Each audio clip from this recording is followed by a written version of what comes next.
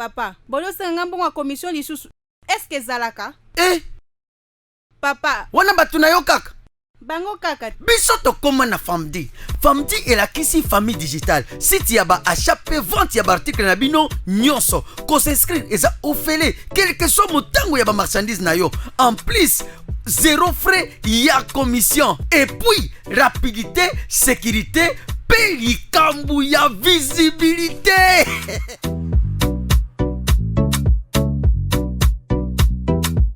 Oh Papa Loi. Grâce à Famdi, tala ndenge business nanga ekoli. En plus, nazote kapé kosomba sans frais de commission. Donc, zéro frais de commission. Vendu.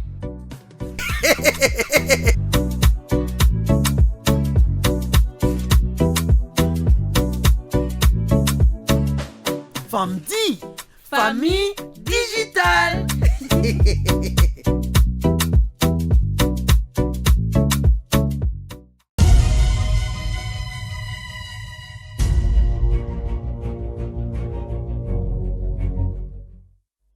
Vendredi 2 décembre 2022, Bandeko Balanti, ya Bosolo Télévision, Bino Banso, Baibozora Penza, Botiki Mayo Boko Sala, Pobo Vanda Liboso, ya Baitando Eke Bino, Pona Rotala Bosolo, na politique officielle, émission Biso, na Bino Tozwaka Penza, tant ya Komonana, Tozwaka Pena, tant été, Tolakisa Bino, Maema Koleka, na Kati Mbuka na Biso, Yango Tosengi na Bino, merci, merci, na Bandeko Banso, Oyo Bazwami, na Ngambo, ya Kisangani, Tosengi na Bino, merci, merci Bandeko Nyonso, Bakota la Biso, na Nord Kivu, Bino Banso, Baebo Kolanda Biso, na Ngambo, ya Grand Équateur, Bandeko Banso, Bozwami, na Congo Central, Bozali, na Grand Bandundu, vous êtes dans le Sankourou, partout où vous êtes, na Kasaï, na Maniema, nous vous disons merci.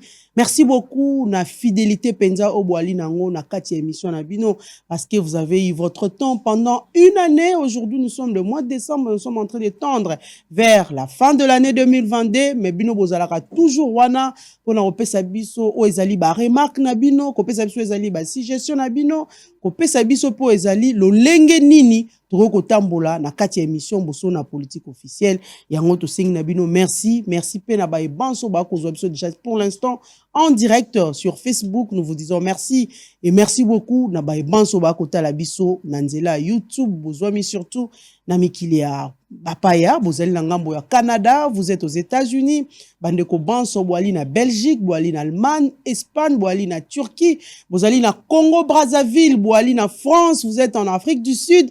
Tosengi na Bino, merci, merci beaucoup. Bozwami en Australie, bozali partout, na monde entier mobimba bokolanda, Bosolo Télévision, surtout nanzela pe ya Canal Plus. Tosengi na Bino, merci beaucoup. Yangwana lelo tokosola penza maimatali mboka parce que toyaka awa pour to analyser à haute voix, to réfléchir sur la situation de la République démocratique du Congo.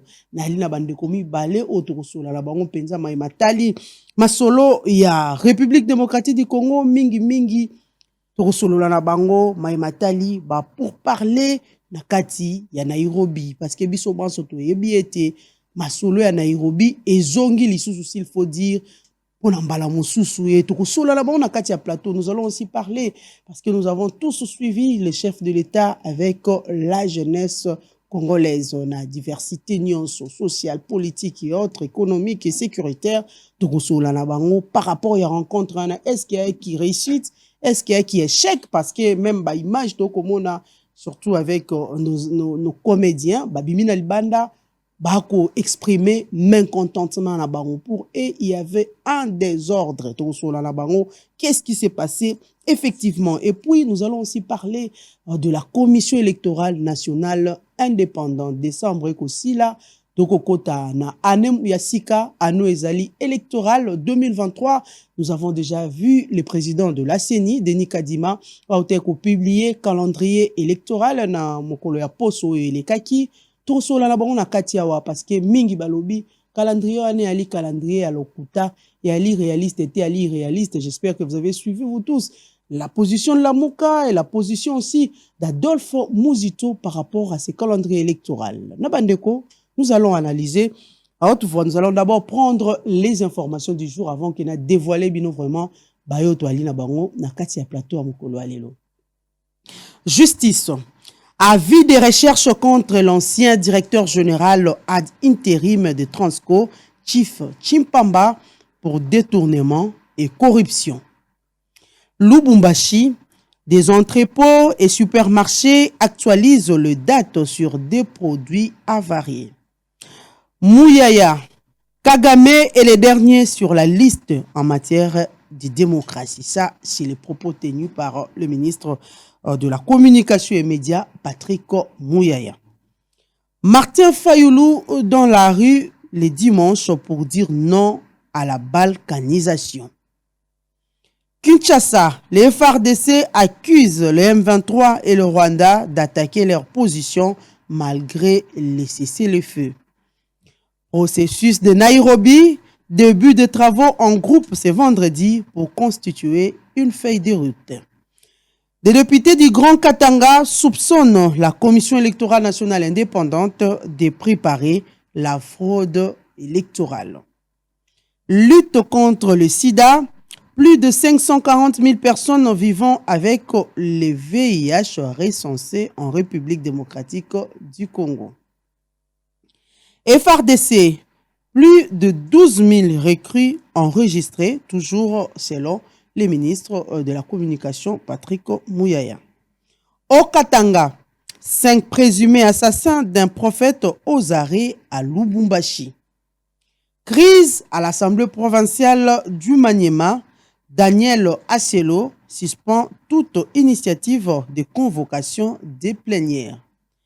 Patrick Mouyaya, Paul Kagame, il n'a pas qualité de donner des leçons au peuple congolais en matière des élections. Visite confirmée, le pape François attendu à Kinshasa le 31 janvier prochain. Expo béton. Les sénateurs de Kinshasa préconisent la mise en place d'un plan concret de réurbanisation de la capitale. Patrick Mouyaya classe Kagame en dernière position mondiale sur la ligne de la démocratie.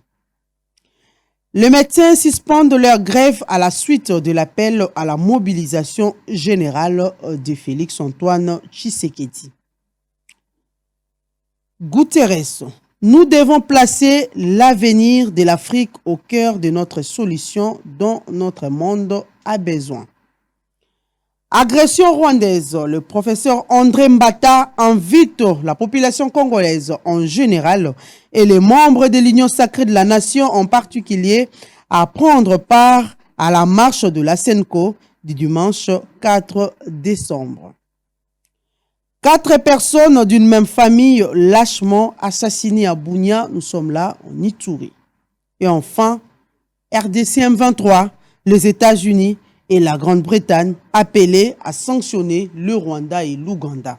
Voilà tout pour les informations du jour. Bandeko Balandi, na début émission que nous avons 2 invités banamboka lelo mi balé ba epena na kati ya plateau yo pour na kopesa makanis na bango sur la situation politique, sécuritaire, économique, sociale, tout ce qui est la situation de la République démocratique du Congo.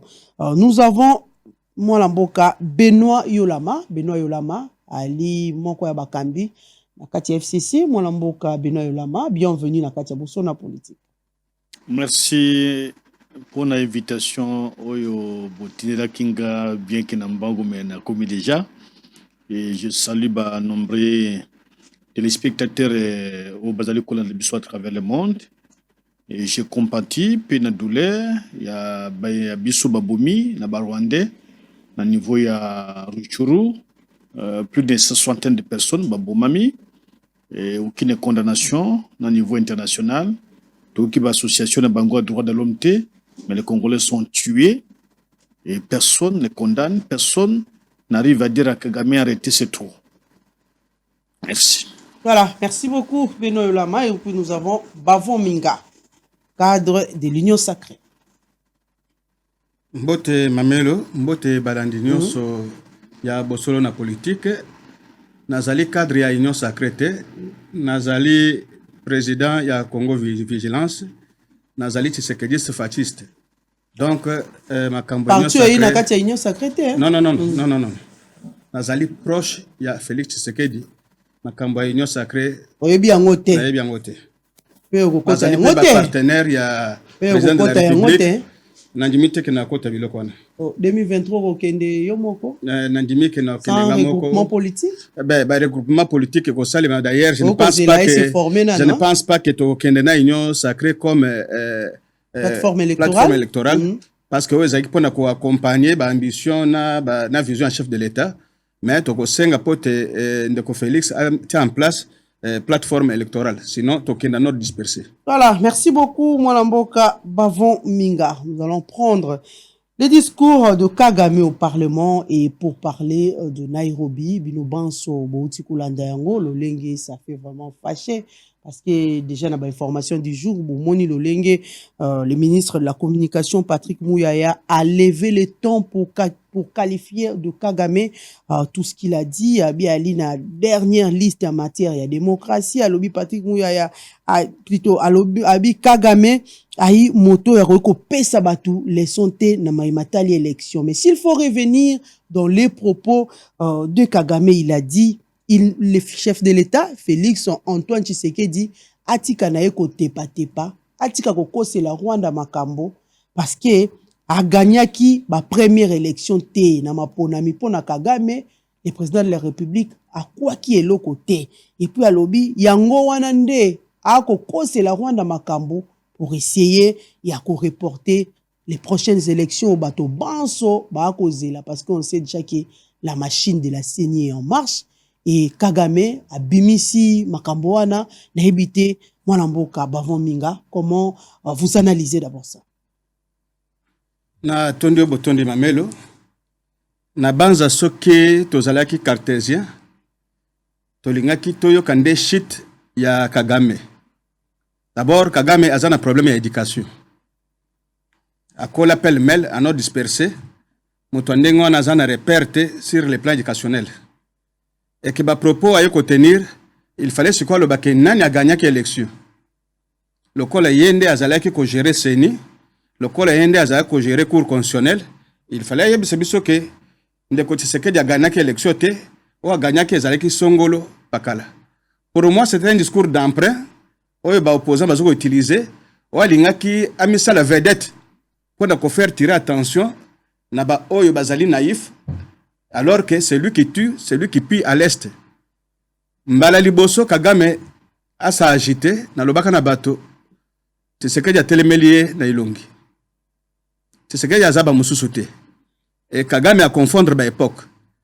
Et les aux États-Unis, France, Belgique na ba donc communauté internationale et soutenir kaye po abomana Congo po abrader ba minerai na biso apesa ka bango ba minerai de sang à moindre coût et les quoi na essayé parce que tu es un nationaliste qui n'a pas accepté ba génion so zala ko le kana mboka yaza congolais te. De quoi il se mêle? Parce que s'il veut que biso to dialoguer na M23 il peut dialoguer na ba FDLR. C'est simple. Kagame alinga sala nani leso. Kagame asala combien ya ba élection o atika ba adversaire naie ba postuler pe ba kene naie aux urnes.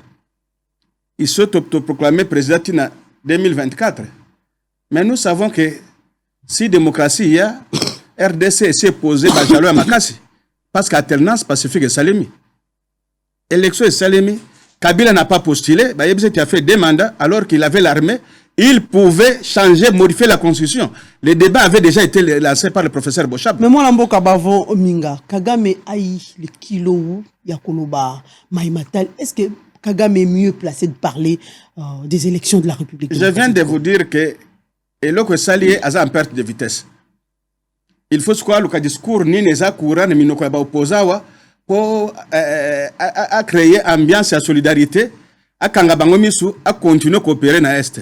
Et loko ba imboka ba yebite ezaye que lelo Kagame na Rwanda bako kolobela bango le soutien na cadre na sur le plan émergence parce que budget essentiel ya Rwanda 50% et utaka na est ya mboka o ya considéré comme prolongement naturel ya Kigali ya Rwanda et que 50% et ba institution ya Bretton Woods. Lelo ba institution Bretton Woods yango moko et koki jamais ko subventionné à 100% budget ya Rwanda. Donc avec cette position Ondeko Félix a télémélié Rwanda comme ko dégringolé et Kagame a peur que soulèvement et salema ba bengana ye. Voilà que baninga na ye salama kuna na ngambo ya salama na ngambo na ye. Ko banga wana ndi alukaki asala forcing pote ba négociation ba dialogue et salema arraché par Riz et loko arraché na ndenge ya négociation te parce que y a eu bel et bien ba accord ba signaki depuis le ko ya ndeko Kabila et ba accord wana ezaki pour apaisement. Il y avait un impératif de paix et de la sécurité. On avait estimé qu'à l'époque lui était beaucoup soutenu. Et il a réussi à infiltrer Bisso avec plus de 600 officiers militaires. Kagame était devenu homme fort. Mais quand on a commencé à extirper les officiers et mettre Bango Pembe na militaire rwandais, vous avez vu que nos FARDC, en dépit que bazana ba armes ou bazaya kozelate, ils font face na Bango. Ba armes ou M23 ezobunda nango, ba tenu ezobunda. Ezota Rwanda. Ba preuve ezali. Mituka union so ezokota wana. Depuis quand mouvement armé ekokozala na ba bombe. Depuis quand ekozana bibundeli oyo communauté internationale lo bakeno, ils sont hyper armés ata MONUSCO ekokokokate. Mais lorsque RDC ezolo bake biso moko to kokabango non eza bongote il faut botter limisa to kende dialogue. Mais o nyonso ba pesi comme ba voie de sortie. Je pense que Kagame a sa obstruction parce qu'il est le seul maître, il y a un groupe armé aux na est du pays. Donc, le fait que les lots de côté secrétaire de lobby, ceux qui bomanga, ceux qui beaucoup aussi c'est biso, mais ma belle na biso niet. Donc, quand on dit niet, c'est-à-dire Kagame à cause de ressources coltantes, à cause de ressources orte, la richesse n'y a pas partenaire na yo baza ko appuyer, ba tout na lelo aza 40e producteur ya coltan. Aza 40e exportateur ya or. Biloko wana nde sali EPC mutu pasi pote afongola sikoyo front a occuper pays alors eto kene dialogue a imposer ba mécanisme ndenga za ko imposer na ba régime mususu. Je pense que discours na yewana a beti pembeni parce que ezana valeur pété 4 ans après Kagame venait ici au Congo, il est déjà venu au Congo, un président qui n'avait jamais été élu, il y a qui na prestation de serment ko salani.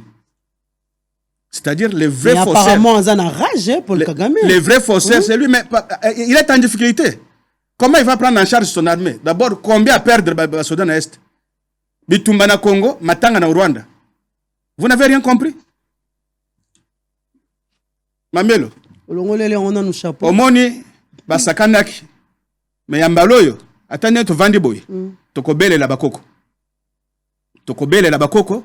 Ezali lisanga ya ba pays nyonso ba nilotique ba wutu batusi o bazobundisa Congo parce que bazainde ko vivre na minerai na biso mais soutenu par la communauté internationale parce que minerai wana baza côté que la ba firme toi qui dit ba chesere ko kinde to yebaki ba négociation to yebaki mais wana ko kolobate parce que ils étaient dans toutes les institutions ce que lobby ba enlever yo ba bomi yo OK perte.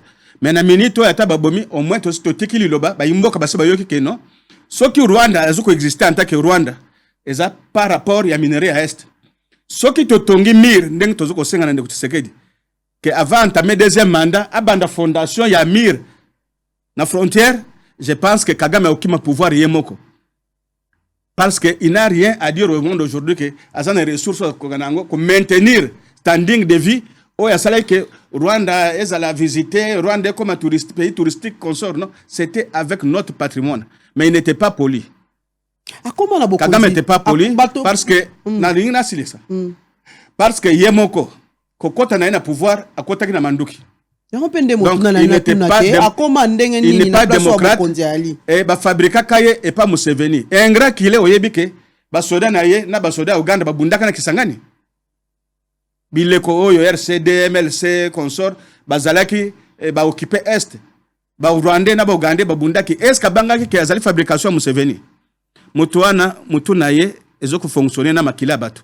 Alors biloko nyonso zo balelo c'est comme un fou, comme un diable tombé dans l'eau bénite et puis abandi sukoyo ko lukaba discours d'emprunt pour te asa la baise, mais ça ne va pas passer parce que j'ai même apprécié certains cadres à PPRD ba au cadre au bazaka hostile na régime mais qui ont condamné Kagame. Makambo élection et makambo souveraineté à mboka na biso. Non seulement assez à violer Ango sur le plan sécuritaire, sur le plan militaire, même sur le plan politique. Ça ne peut pas se faire. Là, il faut se interroger la charte des Nations Unies et la kisabiso le lenga Kagame azo sala biloko wana sans que azala inquiété. Mais la réponse est simple. Parce que Congo est allé au centre du complot international. Ce qui appelle la mobilisation est simbité, c'est-à-dire tokolela pendant 50 ans. Yango wana na lobby on konzambo kazanga na tout intérêt à comprendre qui anticiper pour na ko lancer mbela na bayimbo kapote to se mobiliser pour na kokota Rwanda et ko senga biso ta ebelete mais tozo ko respecter le principe sacro-saint ou zo ko régir ba état mais ce Kagame à comprendre ngote je ne vous donne pas 8 mois et régime ya Kigali zo changer. Voilà, merci beaucoup mwana mboka bavominga maloba epai na yo Benoît Yulama lolenge ata mokonzi ya Rwanda a se comporter les messages d'ailleurs qu'il a lancé na yebité ata mokonzi ya Rwanda a kotake mwana mboka Félix Tshisekedi lolenge te ya longaki na maponamité alors akomi penza koluka mwa ba raison ekota po maponamio ya 2023 et salamate avant d'obé na kiti ya bokonzi siko ya ali sa maponami donc ale kamanda mosusu mwana mboka na ebite Kagame rage yango na nwuti wapi oya kozana na yango ya koloba boye pona moninga na yesi faut dire collègue na ye président de la République et wuti na wapi kambo.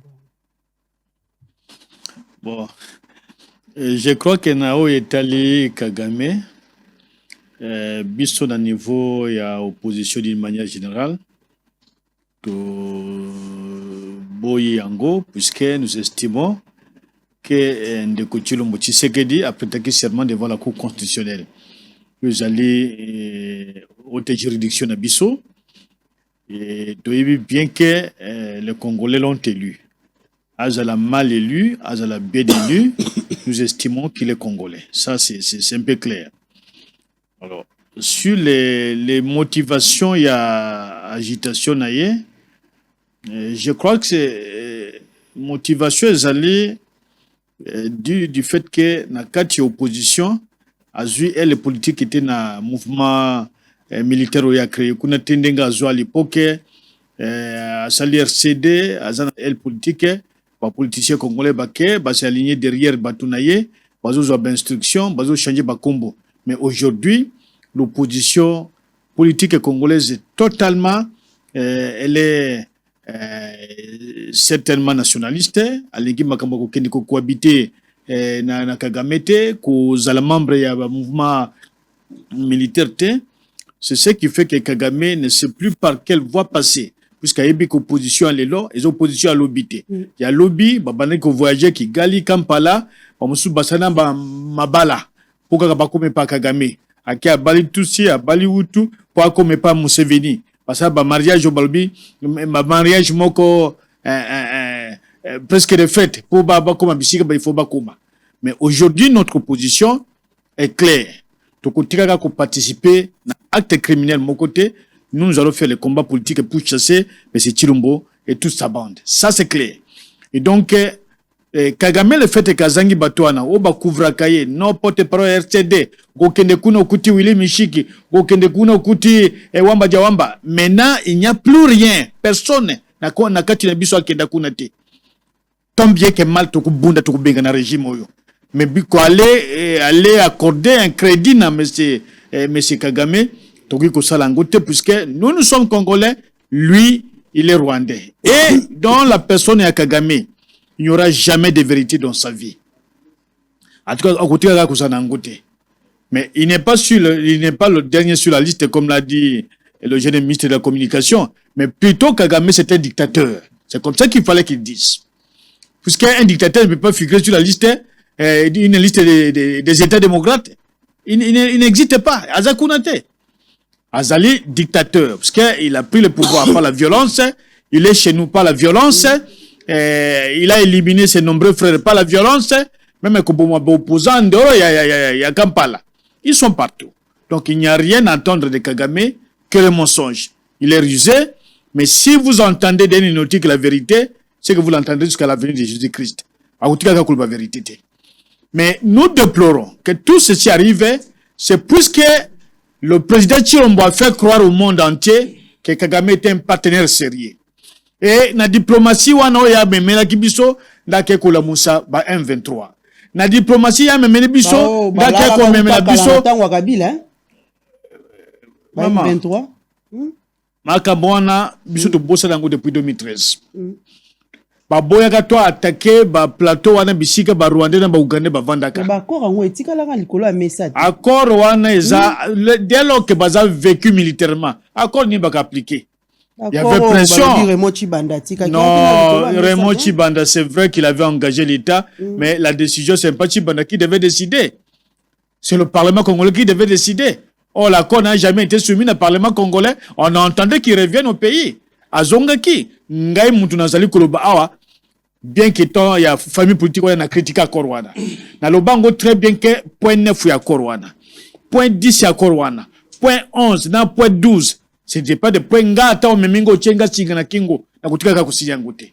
Mais c'était une stratégie ya kan dormir bango ba ki pe pongi to frapper pe bango to boto le bango bisika bazaki na mandoki. Siko ba lamuki lisu ndenge nini soki esi là depuis bakoro balobi balamuki na diplomatie agissante ya mokonzi ya mboka bayaki na Kinshasa bavandi na hotel awa na kotanga bakoma hotel te pour na ba raison commerciale ya kokwela ngawa te mais bayaki na Kinshasa bavandi na hotel ba négocier ki ba pesa bango de brigade moko vanda côté ya west brigade musuze ke ne côté Ituri bila pa négocier na bango te mwana mboka non to négocier le lenge wana te bao baya liboso asali masumu abila non mais akay ko la busa bango parce qu'il n'existe plus na bango ya fils a négocier mais pas qui lisusu te akay pande connaît Kagame nde bakay ko pesa ye batu ba ko négocier les Rwandais sont venus négocier à Kinshasa soko ko lingana bana ko pesa bakombo na pesa bakombo soko ko lingana pesa ba hotel ba vandaki na ko pesa bayaki ko négocier ere ya voyager na Kigali parmi bao bayokana ayaki na bayaki awa ba négocier na Kinshasa mais elle ba komi ko sanga na ba poste vice-présidence ya république ndede ko chiro baboni e komi tina kokote pananga wana kulingate de bakabwani de bazongi et moko ya ba Rwandais azaka na société ya makaya na Kinshasa 2 mois avant à Salinine alongwe Kinshasa ateki voiture na ye ba ko zo voiture wana document après ya asia bimi comme DG besoka ezalaki kola la pongi ANRP bazalaki kola pongi kaka kokaka Jimmy ne baza makasi to ebite bateki mituka na bango ateki atiki na bakongolais payé azongi Kigali et il souffla à partir de Kigali na mutumoko que d'ici 2 mois comme vous boito to kabula poste ba poste to ko zonga na ndenge ya donc ya na to zonga na ndenge ya mandoki.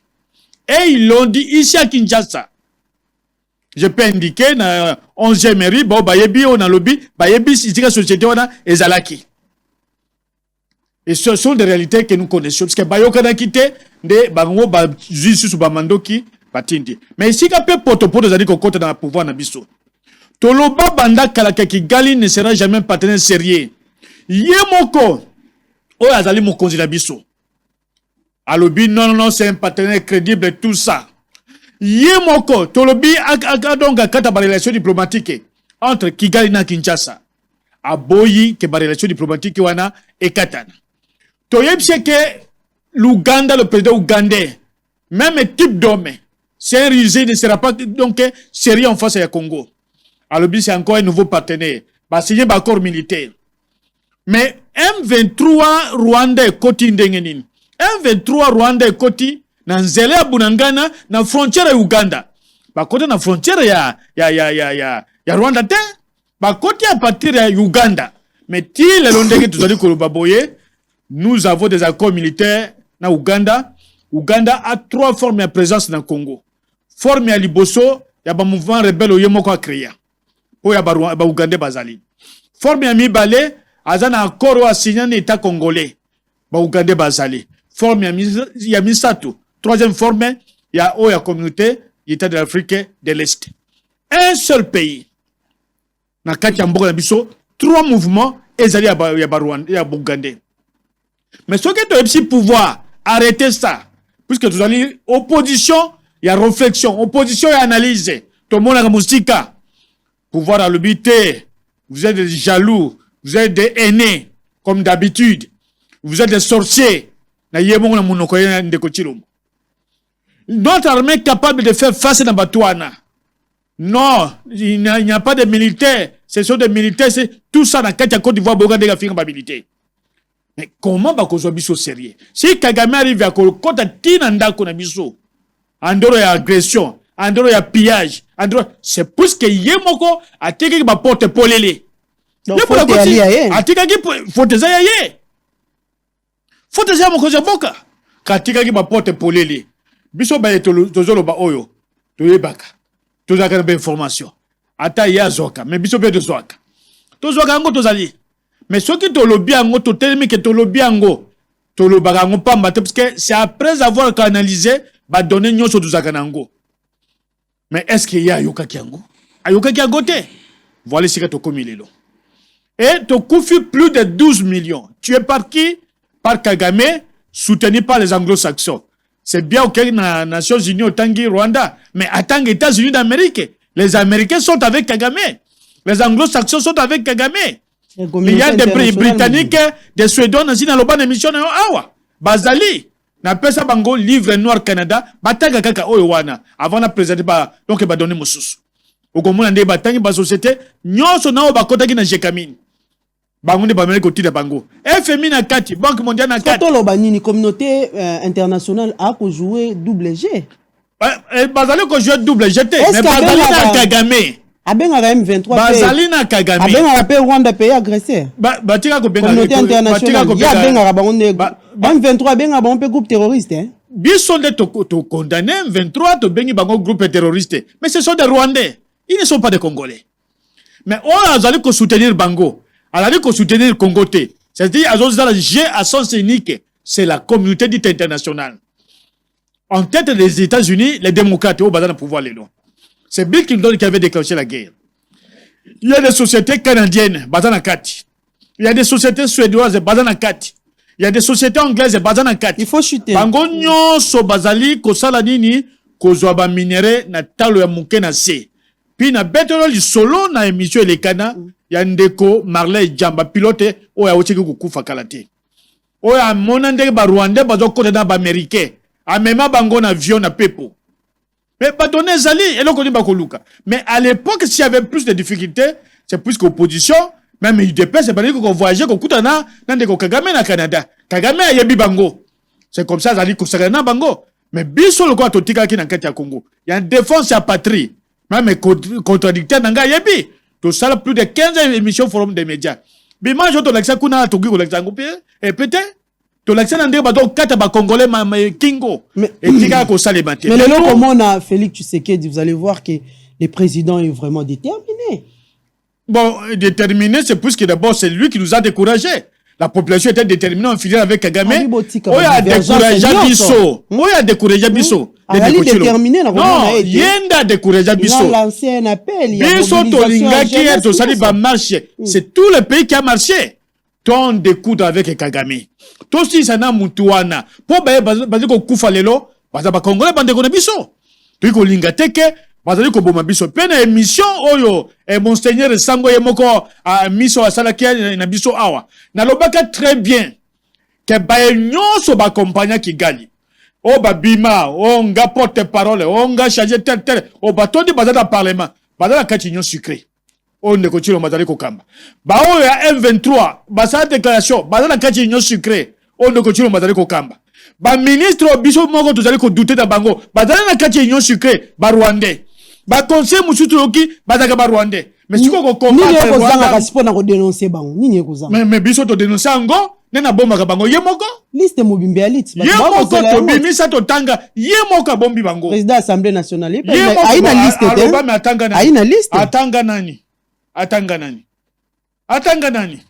Tato azakuno wana ye wana vous devez négocier wana y a dénoncé batanga nani batanga mutute ba risque nyoso biso de zwango totamboli contre Kigali baboto ya biso ba téléphone babeta biso to kota na basana de santé to ça bamusu basali donc bilonge vimba eyebani on n'a pas marché contre son pouvoir totambola contre Kigali alors bibo tambola contre ndeko na ngate nana yebi ngote biso to lobi tolingi Congo tozali une opposition nationaliste une opposition responsable et révolutionnaire opposition ya kokende kuluka Kigali na Uganda te mais aussi yoka branche politique ya M23 toza kuna te biso tozali ko bunda de awa tina ndenge to longola yeto ko benga dai voilà merci beaucoup merci mais Kagame to ko tika ko linga te azo boma biso azo boma batu na biso il n'y a aucune condamnation sur le plan international voilà et nous dénonçons cela.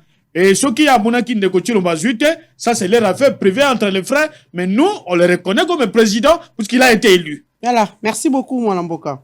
Mwanamboka Bavon, co-débatteur tout à l'heure, j'espère que ça là, moi, rétropédalage. Mais Mwanamboka Tunto Yeba, accord yango ya Nairobi au Balobi, 3e round, où il y a zonga pour la négociation pour la paix. Na Matali, République démocratique du Congo, et ça, la sous égide ya EAC. Mais bon, balamoko bato babosani ke oya liboso wana Kagame kutu atiaki ata makolota atindaki ministre na affaires étrangères à prendre par une façon pour lui. Bamususu babi avec une façon pour lui de boycotter. Bamususu balobi c'est un signal fort. Mais est-ce qu'il fallait encore kozonga les sous na 3e round vraiment? Merci Mamel, je pense que côté un peu moins temps belé. Maintenant, mon toit, il a 10 minutes. Ndeko Yulama, c'est un garçon intelligent. Mais ça m'énerve lorsque Azo donne à tirer vérité. Et ça énerve éperdument. Lorsque Ndeko Yulama veut prendre salité nyoso côté à Namukongo ya Ndeko Félix.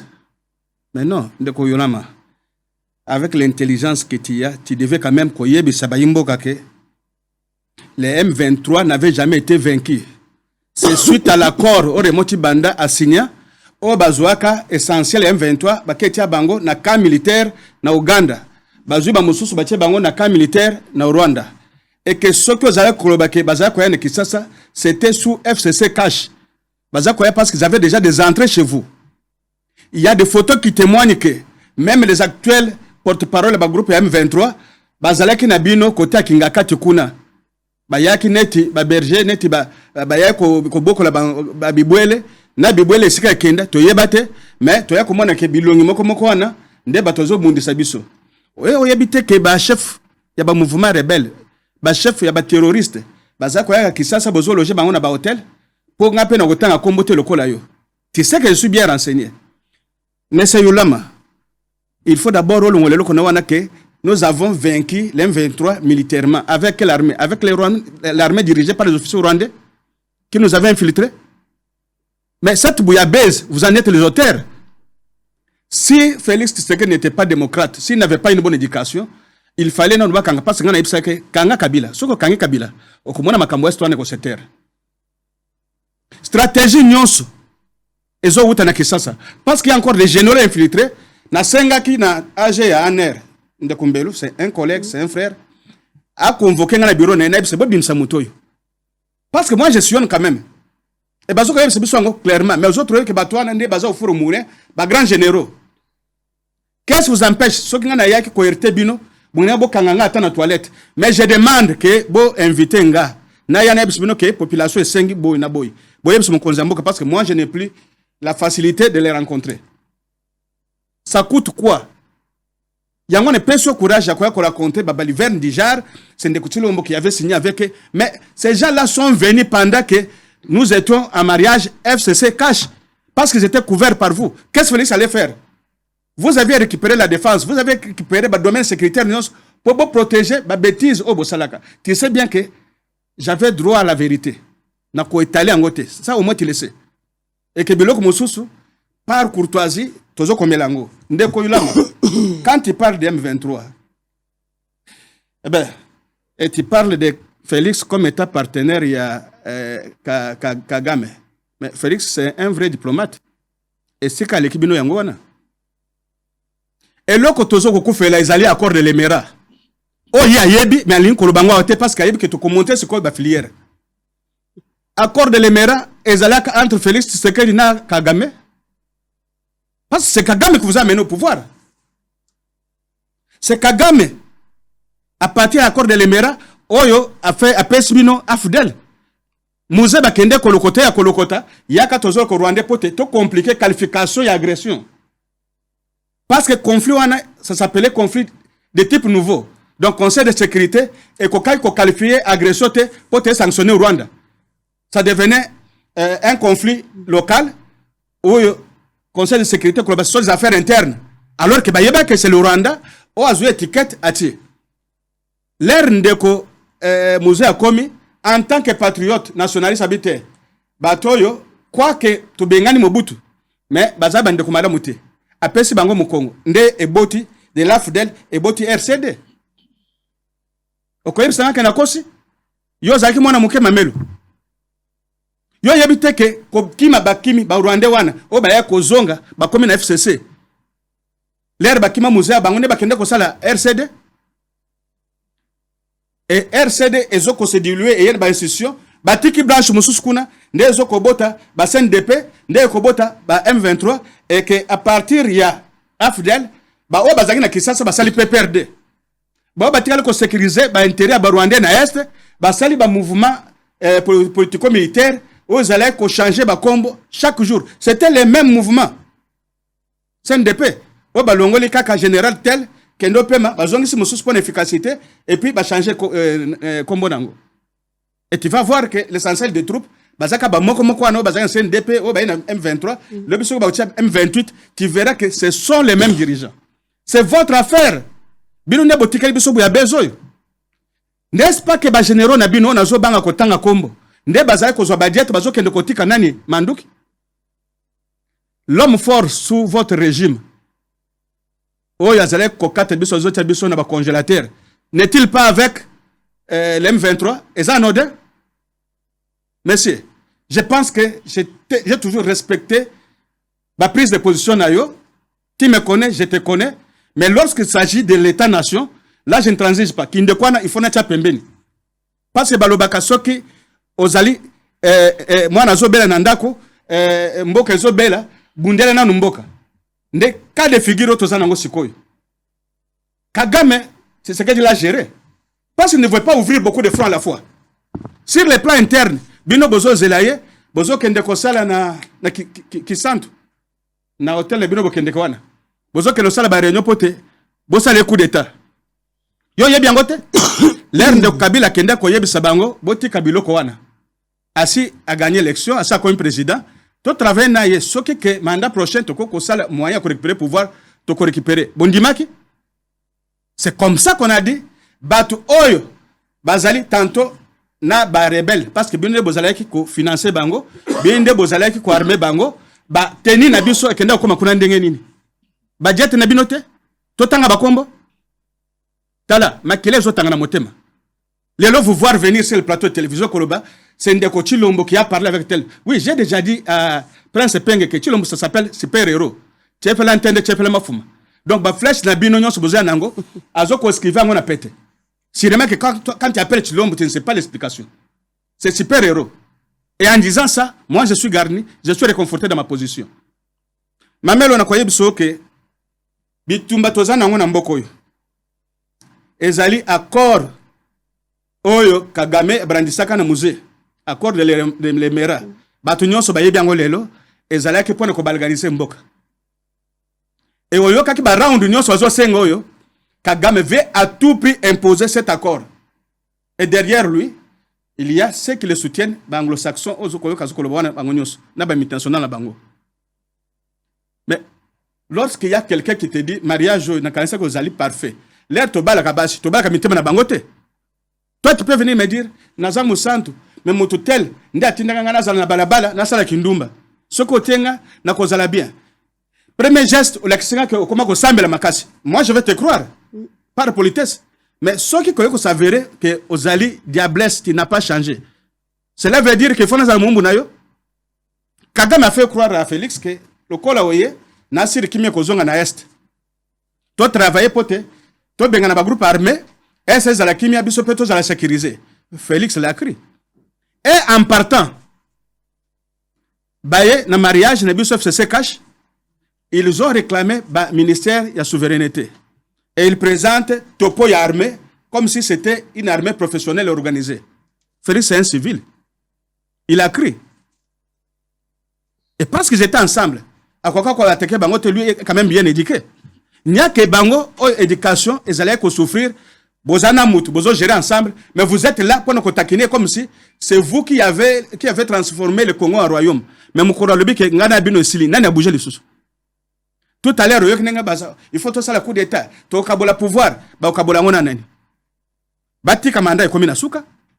Tu as une élection. Si tu as un candidat crédible, autre que Bao, tu as imposé parce que je pense que ça sera une occasion. Mais en bref, dès que tu as l'air de à la télévision, aussi au sali combo na milliers na bino. Ce qu'on a un argument d'état été au vendre kimia ou bien aucune diversion moko simple que kopesa ba affirmation oyo eza tendance à kopesa munguna arme. Kagame en appela frère tozaki na CPGL sous Mobutu. Tozaki na Sirigel. Et biloko wana nous étions des frères. Tozaki na frontière té.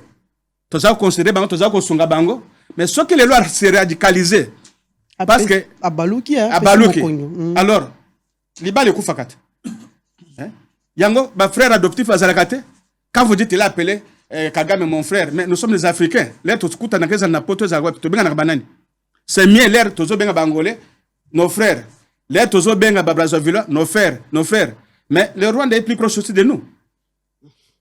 Le mal c'est Kagame avec un certain groupe d'individus oyo bakanisi que en infiltrant la RDC et que vous allez continuer, vous allez perpétuer. Au lieu de Bundi Sabango, au lieu que tout ça le front commun, la mobilisation, mon Konzamboka à Sengi. J'attendais. Il m'a dit que non. Kagame a raison. Ndeko Félix a gagné l'élection. C'est Kabila, ou bien c'est Ramazan, ou bien c'est Kingandi. Mais honnêteté scientifique a démontré les binos que nous devons respecter d'abord nos institutions. C'est ni ezalaki à Félix Tshisekedi était. Yemo ko azalaki na ko banga avant kende ko déposer candidature. Comment bateau ba ko sala biloko boy. Mais pression ya population, pression populaire kendo tuna général Kasongo. Mukolo ndeko Tshisekedi na ndeko Kamere bazo zonga na Nairobi. Ayebisaka mokonzi na bino nini? Na minimizaki ku. Ata to recruter ba policier nyonso motoyo azama kasi. Je pense que c'est le président. Voilà. Alors c'est pour vous dire que... le troisième round il y a Nairobi. Est-ce que c'est là qui est vraiment important s'il faut dire la négociation parce que tout le en tas de guerre tout comme suspendre d'ailleurs suspendre plénière ils qui suspendu parce que technicien congolais découvrir que moi espionnage ezali na ngambo ya Rwanda. Bon nandimaki nano côté bakende ko wana te bilili ya ngwane ko la kisa mais matali espionnage wana bazali banilotique et sika toke wana batwala bazaba nilotique. Est-ce qu'il fallait partir bazaba bandeko ya Rwanda en diplomatie il faut toujours partir mais Kagame Museveni na accord al Busoba yakité na zolo baboye en temps de guerre tout comme en temps de paix. Bisonde toza agressé. Il faut que nous koyoka nano o bango bazokoloba to contredire bango en face. C'est une autre forme de guerre. Nous ne pouvons pas boycotter les sommets, mais nous boycottons ce qui se discute si ce n'est pas notre faveur. Et lorsque bazokoloba ke ba infiltraki na ba appareil de transmission mais il faut pas une organisation. Pays wana organisateur ya sommet wana nde tiaki ba biloko wana avec quelle intention batiaki. Yangwana na lobaki ezala armée nyonso ekoti na est wana et yepote et formaliser balkanisation. Donc mokonzi mboka il faut tel miseloko wana. Uganda n'est pas avec nous, Kenya n'est pas avec nous, Rwanda, Burundi, bazana bisote et bango tu wana bazana ba parrain bango c'est la France, la Grande-Bretagne, les États-Unis, ceux qui convoitent la partie est parce que bango basala couloir minier na bango. Hein? O bako puiser, o bazaba marionnette. Kagame aza marionnette ya bagaz état. Mukolo akorate kop wana nde mukolo Kagame pouvoir na ye ekosila. Il est là, il a une mission. C'est comme Mobutu. Rôle a joué pendant la guerre froide. L'air bamoni que rôle wana esila qui devenait encombrant. Kagame comme encombrant. Parce que baimbo ka fongoli miso. Tozana ba belé na biso liboso azali kosomba conscience, il nous a infiltrés et on n'avait pas moyen de découvrir et loko ya sala kawa alukaka na RDC. Ce ne sont pas des FDLR. Asenga bango pesa ba mituka ba FDLR bakota kuna. Puis que so yeko yake nazo koluka ba FDLR kaka na ba secteur minier. Soko tali bisika bitumbezo bunda. Eza bisika ba minerais eza ebele. Wana eza bitumba jar nini? Bilili combien etamboli ba réseaux sociaux? Il faut chuter. Ozo komona ke minerais wana ba bazo kende kotala ngo banani ba ambassadeur ba responsable ba multinationaux ba société minene wana ya fani na poto nde binelo wana bazo kitana ba jet privé kuna ba kei ba telle condition ni bazo kotimula soki bazo quantité en échange ba pesi mbongo na minduki et mususu zo transiter na Monisco. Mususu zo transiter na Monisco. Voilà. Est-ce que bon mona kateke ba tracteur et ba char de combat et zo ko koye menakati ba saka coltan? Je pense qu'il est temps maintenant de Félix avec population et comprendre que ce qui était Congo Mobulu a affronté Batunyo Swana, tout est Kalabiso Moko, Fara na Rwanda. Ce qui 2 mois, en tout cas, on a beaucoup. Voilà, merci beaucoup, Mwalamboka Bavon Minga. Beno Yolama, Nazong Selio Motuno, na Tunaki, na Mwalamboka Bavon. Est-ce que 3e round, il y a négociation à Nairobi, et ça là qui penza na Tina. Est-ce qu'il y a l'ipena na Tina? Parce que tout le monde a déjà. Na kati ya salle lolenge bato ba ko suspendre s'il faut dire ba plénière yango bato balingi lisusu te po ndenge to uti ko loba tout à l'heure ba uti ko découvrir réseau ya monene espionnage ya ba Rwandais na kati ya salle et puis de to qui était délégation ya Banyamulenge ba bimi pe bango na kati Banyarwanda mulenge lisusu te ba annoncer suspension na bango pe na kati ya nini na kati ya salle wana. Naibite mwana mboka balobi bali toujours victime ya ba attaque meurtrière ou yali toujours koleka na kati ya ba village na bango ba village yebele ba muliza ba garanga mwana mboka naibite toko kende wapi. Est-ce qu'il faut toujours continuer avec ce 3e round de négociation ou bien il faut claquer la porte? Mamel Olimbi Samukena na recadrer ndeko Bavon. Ya yambo heureusement que ye akutana lisusu na mokonzi ya mboka te peut-être lelo mokonzi ya mboka landie déjà po ayoka badoléance na ye et mokonzi ya mboka na discours awuti kosala suka ye moko azali ko reconnaître il est censé être le mieux informé que par rapport na information ndeko Minga na ezali molaye Minga Shanga Bavon. Alobaki na discours na yeke M23 ezalaki déjà vécu. Fait Mamadou Ndala, fait le général Baouma, le général Olenguet encore en vie, de Basalaka attaque ici que Bango azaki concentré, Bachaki état-major de Bango Nyos, ba Boma Bango Baboto Bango na Mandoki, Mandoki tozali kubunda lelo, ja Mandoko ba Rwandais na Bugandais, batika kulena ba américain. Il ne me démontrera jamais le contraire. Et puis, il rentre encore dans Babiloko qui se raconte na niveau assez. J'aurais souhaité vous préparer une mission spéciale à Yelanga accord de l'Emera. Alaxanga Ango, après ça, valeur juridique et accord au Yakubimis. Que cet accord n'a jamais existé. Ce qui a un ango Alaxinga Ango, après Singa valeur juridique, il y a document wana. À ce moment-là, le débat sera correct. Que supputer sur des choses qui n'existent pas, et puis après vous dites, bon, Musée a fait ce qu'il a fait, c'est fini, Musée est parti. Mais nous défendons le Congo. Nous démontrons les erreurs du pouvoir. Parce qu'il y a l'opposition à Kigali.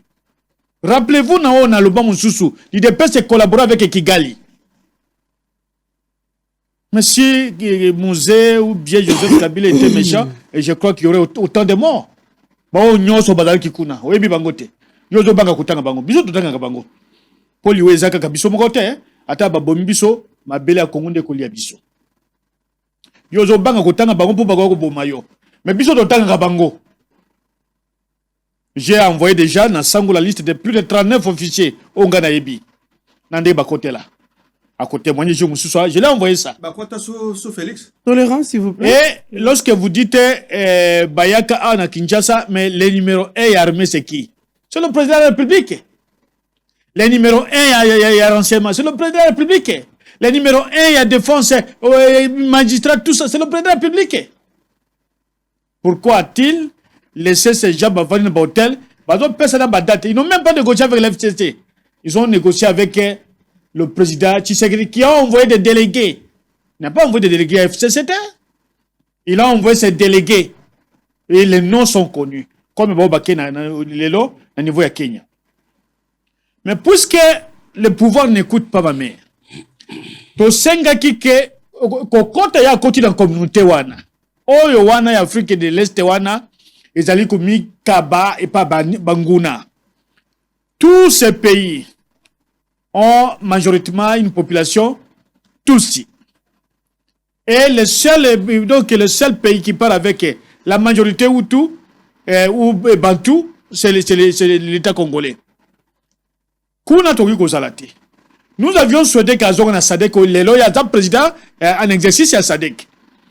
Akoye ba ko discuter na ba partager na biso, akota la berère tout ça par le passé, akota ba bière tout ça par le passé, ako centraliser orientation militaire na biso na oyo ba bengi Sadek. Ba to ya Sadek ba kendeki, bazaki na biso ba kendeki n'ont pas posé de problème par rapport à Kigali, par rapport à Ouganda. Mais asali ayokite pe ayokagagate akekuna. Mais au espionnage et bandikunate, peut-être il faut que je revienne dans l'histoire. Basala ngopé en Afrique du Sud. Il y avait les agents de service de sécurité à Rwanda, na Siga dialogue intercongolais bandiko salema. Autant basali yango na Kenya. Ils vont le faire partout. Alors dire que délégation ya Banyamulenge, il faut que l'opinion nationale retienne, même internationale, que nous n'avons pas une communauté qui s'appelle Banyamulenge au Congo. Nous avons les Banyarwanda qui ont traversé la frontière. C'est simple à le dire. Les autres ne veulent pas le dire qu'ils font partie de leur association de l'Union sucrée. Mais nous le disons puisque nous connaissons l'histoire. Nous avons des documents. Et donc, s'ils sortaient, c'est aussi la plus belle manière à côté de Bakende. Pas donc les sous-soutés.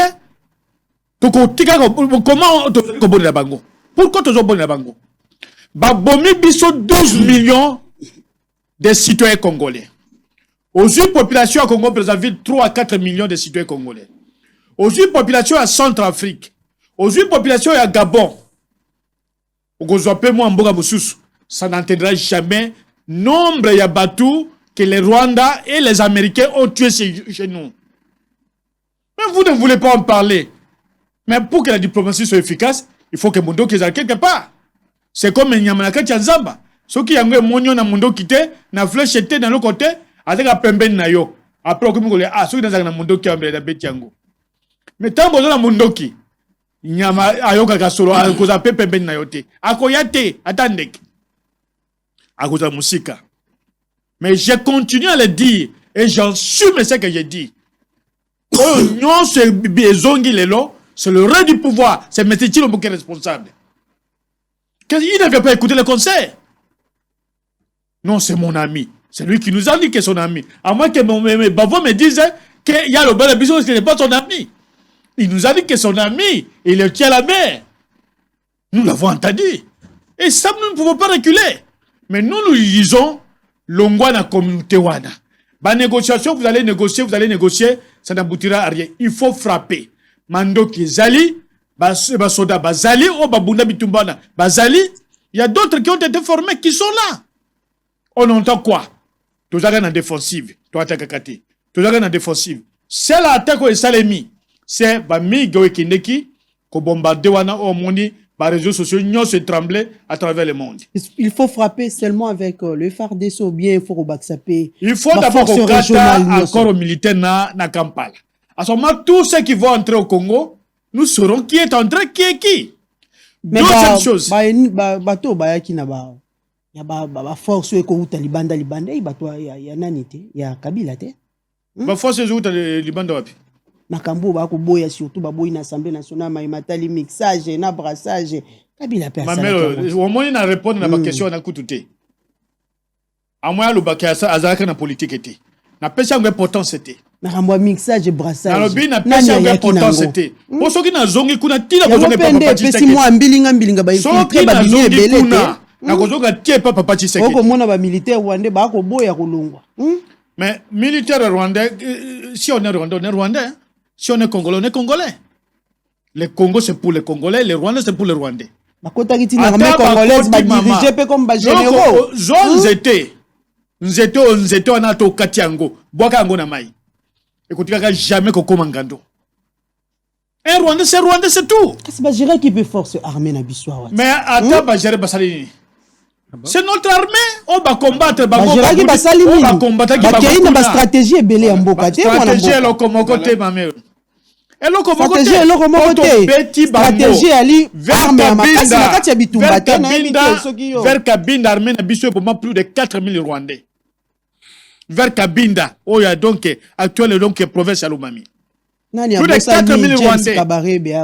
Et vers Kisangani, vers Ituri, côté on est dans province moko. Ba Uganda pe ba kufe belé.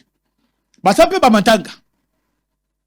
S'il faut que au sein de tout ça bilan ya auto sala na bango bitumba nous vous amenons la documentation mais ce qui a aller na ba accusation totalement gratuite ou parfois sans contenu s'ils sont arrivés c'est accord global et inclusif aux alango na téléphone. Vous avez l'air donné même la force de superviser superviser l'armée rwandaise, de surveiller plus de 9 s'il faut dire 9 provinces. Non, mamelo mais kamboana bazotina babiloko pas continuer la biloko bazo peso information ya lukuta moi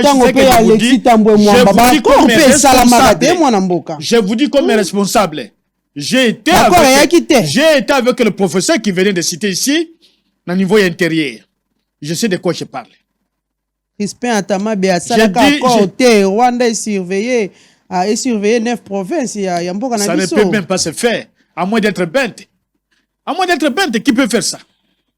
Qui peut vous signer un document? J'ai encore un autre document ici. Qui peut vous signer un document na Katia Congo Awa? Que je vous signe les documents, vous allez prendre, vous allez superviser 9 provinces au Kozoyango. Mais qui peut vous signer un tel document? Qui? Mais qu'on sorte les documents, que voici les documents, va authentifier que les documents étaient signés par tel, on a accordé ça, on a accordé ça, on a accordé ça. Je dis que tout ce qu'on parle sur l'accord d'Addis Abeba, l'accord d'Addis Abeba, sur tous les points que j'ai trouvé que des points qui touchaient la souveraineté à Congo, na attaqué à Congo Web. Et lorsqu'il voulait réagir à partir du ministère des Affaires étrangères, Chabani est encore vivant, le DG de cette chaîne, avait obligé Batouana que si vous allez faire un droit de réponse, vous le ferez en présence, en face à face avec M. Youlama. Bayate, Bakima. M. Youlama, 3e round à Zongi Sunamo. Tinate, n'a répondu qui déjà. Tinate, nous perdons notre temps, il faut simplement le langage militaire. C'est l'unique langage qui peut passer chez Kagame. Mais toujours ça, nous n'avons aucun pouvoir là-bas. Si vous prenez le Kenya, il y a des minorités au Kenya. Mais au contraire, il faut l'encourager puisque c'est que non, oui. Pourquoi je l'ai dit? Puisque nous donnons les conseils au pouvoir. Pouvoir dans le mais quand les Dinda, on n'a pas l'armée ni la police formée. Armée Zali, maman. Comment ils pouvaient Armée Zali. Ceux qui armée Zali, Kagame, c'est tout cas au pouvoir.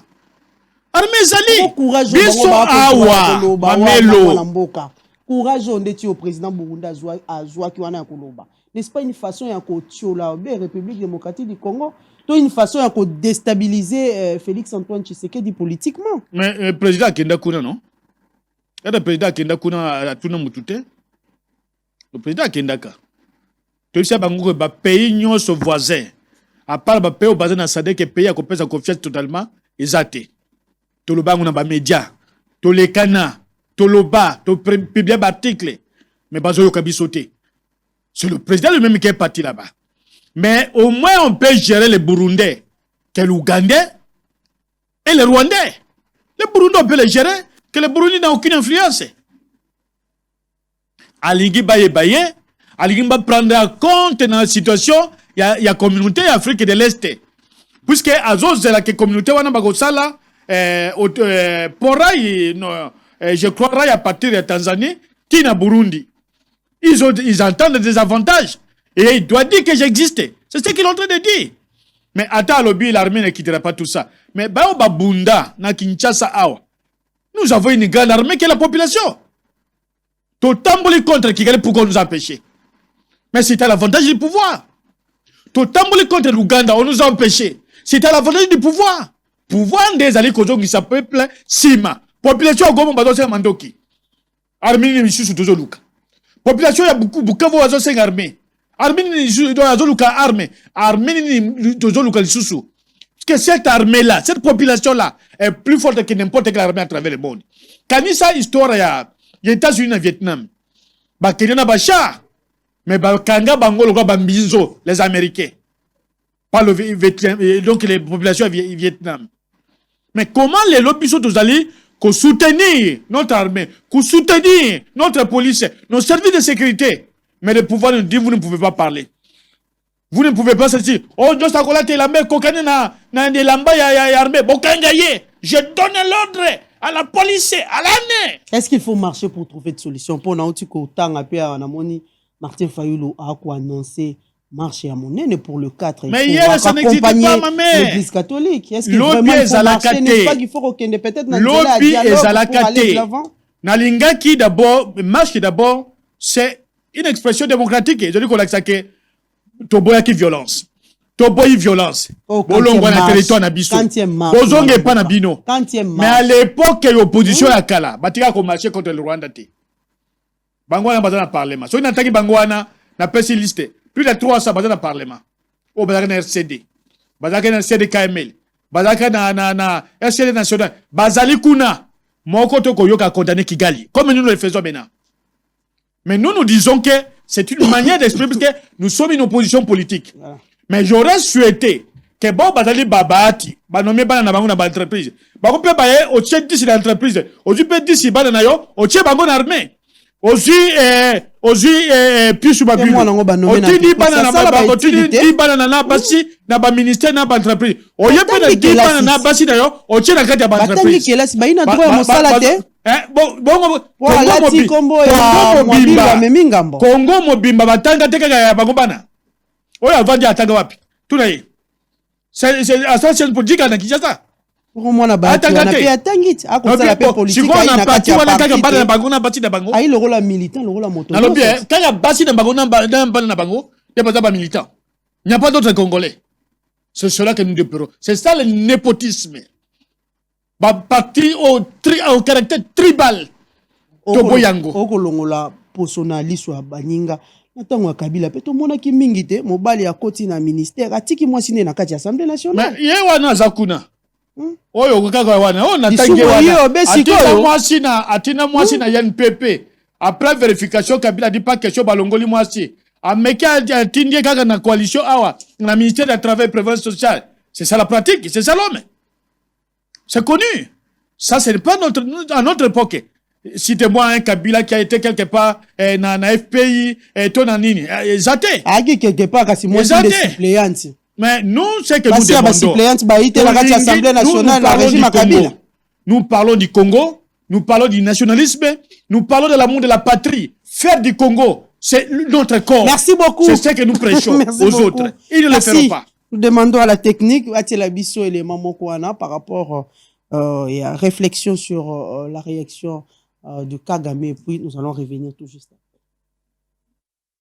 Paul Kagame s'illustre aujourd'hui en donneur des leçons de la démocratie contre la République démocratique du Congo après ses dernières déclarations remettant en cause le pouvoir de Kinshasa. Ces génocidaires de la sous-région qui portent la mission de déstabiliser la RDC et le reste de la région s'affichent sans gêne comme le principal détracteur de la RDC par des initiatives visant à compromettre la paix et la sécurité à l'est du pays. sachant qu'au Rwanda, le citoyen peine de s'exprimer librement et le fonctionnement même de l'espace politique pose des sérieux problèmes en termes de l'enracinement de la véritable démocratie capable de servir comme exemple. Ce qui étonne plus d'une personne. Quand Kagame cherche par des moyens obscurs à réduire les pouvoirs de Kinshasa, certains observateurs estiment que ce dernier s'engouffre inutilement dans des mensonges qui fondent sa gouvernance depuis son accession au pouvoir de manière cavalière. Le pouvoir de Kinshasa s'est montré très coopératif face à ses voisins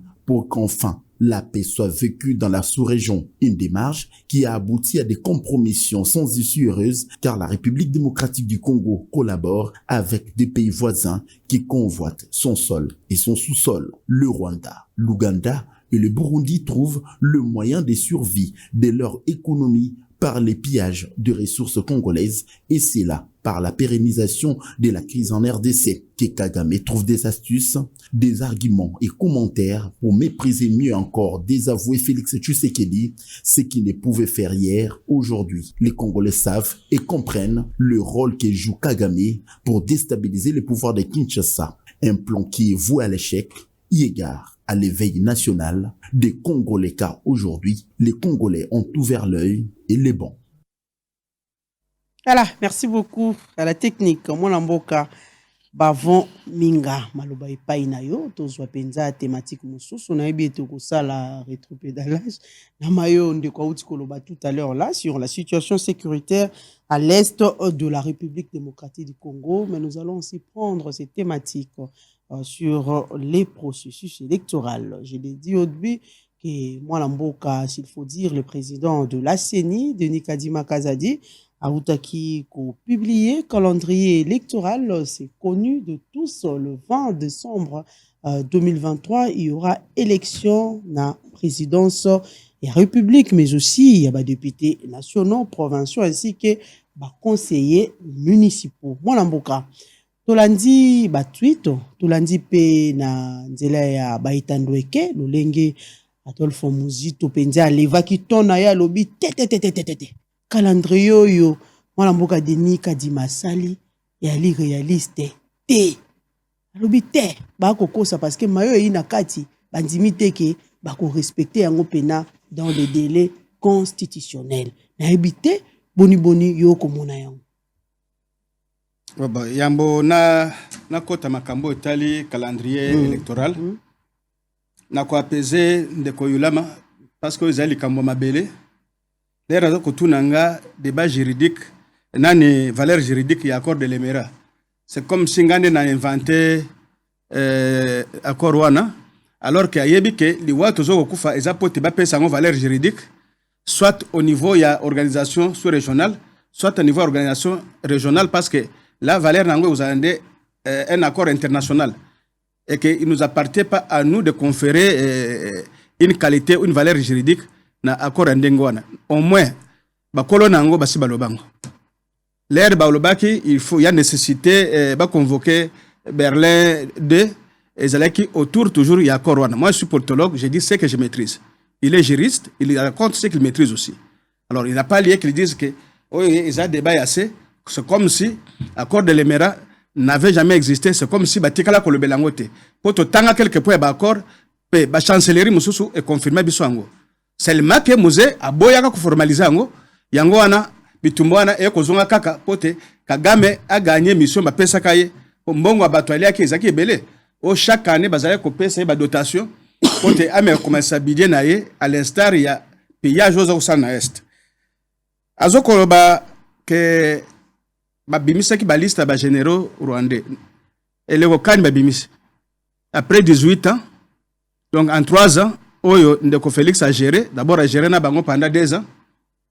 Balobi le côté. Bakei, nde bazoti kala kobimisa liste ya ba généraux wana. Ba généraux wana ba travailler na bango, ba infiltrer biso, ba neutraliser appareil ya défense ya RDC. Ba inventorier type arme nyonso tozana ngo na type banja nyonso. Et ces gens-là, ils étaient na mesure ya ke ba quoi c'est qui ça à tout moment. Mais pourquoi ils ne l'ont pas fait? Na tuna kine bitando mususu. Ndeko Rubero azaki na plus de 600 élément au bazali commis na garde na ye ba yo kota ngona la police baza kufuta bango na trésor public ba élément wana bakenda wapi po morphologie na bango eyebani ba tuna ke ba élément wana bakenda wapi kaka ye moko te ba mususu bazali ona kotanga kombo mais soki bazalaki consolidé na position na bango c'est parce que régime oyo koleka baza bandeko bayebani hein qui ne sait pas que tel azalaki na armée ya Kagame hein ndeko Kabila azalaki soldat ya Kagame akende koma soldat na mboka mosusu sans que azala mukolo mboka wana patriotisme nini animaki donc atika kotombola débat du genre na okende et pas Kondo Tshisekedi c'est comme si azana monopole ya vérité ce qui y a un monopole la vérité biso peut toza ba contre vérité et puis to ko étaler ngwa débat oyo ko nerver bango et ko se ba mususu na boloko ba mususu na hôpital ils nous ont fait du mal il faut bandima tondima pe bango to vanda na kimia parce que Tshisekedi alobaki ako régler ata mutu moko compte te mais ce que bosel babavir en tout cas justice s'occuper la bino c'est ça l'état des droits mais ceux qui moi la mboka Rubero ayaki na armée de Hontikoloba tout à l'heure ceux qui ayaki na 600 personnes mais moi la mboka pe Jean-Pierre Bemba yepa ayaki na bango te mais ba oya yeba za congolais bakatisa bazaka na Brazzaville bazalaka wate charge comme on a défait les militaires de Jean-Pierre Bemba après élection il y a 2006 bazalaka na Brazzaville et c'est là ce sont des Congolais. Il y a des ex-phases, ezaba na biso Équateur, to yeba na bakombo. Mais ba oya Rubero to yeba bakombo na bangote, to zaki pe koyoka na munoko te. Baza koyeba lingala te, baza koyeba Swahili na biso te, tiluba te ki Congo te. Donc yalika Kabila ye moko te Rubero. Ba oya Jean-Pierre Bemba te. Les akiri na bango ya Banyarwanda te. Les riazola Banyarwanda o ba boykoté nani ba assise à Nairobi, ce sont les infiltrés aussi. Ayebsu no bien qu'il n'y a jamais eu de Banyamulenge, c'est la population rwandaise qui avait traversé. Et ça, c'est vrai. Bison Stozo garder position, mais la diplomatie, biloko mususu. Bon, tata mokondi alobaka ngolo lenge kani. Oui, c'est là où je vais venir, on dit. Les Banyamulenge aussi sont des Congolais. La diplomatie, c'est l'art de bailler sans ouvrir la bouche. Et ça, dans le sens là. Et ce sont les Congolais, c'est dans le sens que Baoumelina Bisso. C'est les secondes patries. Et la seconde patrie. Bango bazaki na problème. Mais le problème est que Bango bakomaki prétexte il y a une sécurité ko côté la biso et il n'avait jamais réagi. Na moment wana bango pe bakomi bango na biso. Ceux qui ba gardaki position catholique, il y a que ceux qui balinga attaquer biso bango ba dénoncer, mais je ne vois pas d'inconvénient. Tokovana na bango elongo. On les a protégés et n'ont pas protégé nos intérêts. Ils n'ont pas protégé nos mamans, ils n'ont pas protégé nos sœurs. Moi, je ne vois pas comment discours on est sur mon Félix. Sinon, il avait dit dans certaines circonstances, pour qu'il y ait apaisement, il y avait impératif et kimia entre communautés. Parce que prétexte, il y a guerre, il y a 96, 97. Oui. Prétexte, il y a guerre, il y a 96, 97, et c'est toujours population. Et cette fois-ci, il y a le bango argument. Mais parce que bango bazaki foncièrement mauvais, malgré qu'il y a l'argument wana, ba opérer kaka. Le ko ba opérer, to pota na bango. Bango bazolunga parce que balibiki ba bomba to 20. Mais ça 20 o bande ko na bango ba uti ko boma. Ça 20 o bande ko na bango ba uti ko massacrer. Donc biso tozali mitema te, bango bazali mitema. Ça c'est nous importuner. Ngana banza s'il y a des choses à dire par rapport à Kirsis Nanga, j'ai fait les relations internationales, nazo tiamene vinu. Mais il y a les gens qui peuvent dire d'une manière écrite ndenga zo ko lobelango wana. Alors, ce qui n'a l'ingénierie bisande ko yulam, et pomme de discorde entre Ndeko Kamere na Ndeko Kabila, utaka wapi. Parce que lui qui dit, il y a eu des accords, bazote kingandi à côté. Non, c'est un ballon d'essai. C'est ça la politique. On veut créer un partenariat pour tous en akimia. Ce qui bolingite toqué en guerre. Pour le moment, Ndeko Félix, il est prêt pour tout ça la guerre tina au Rwanda.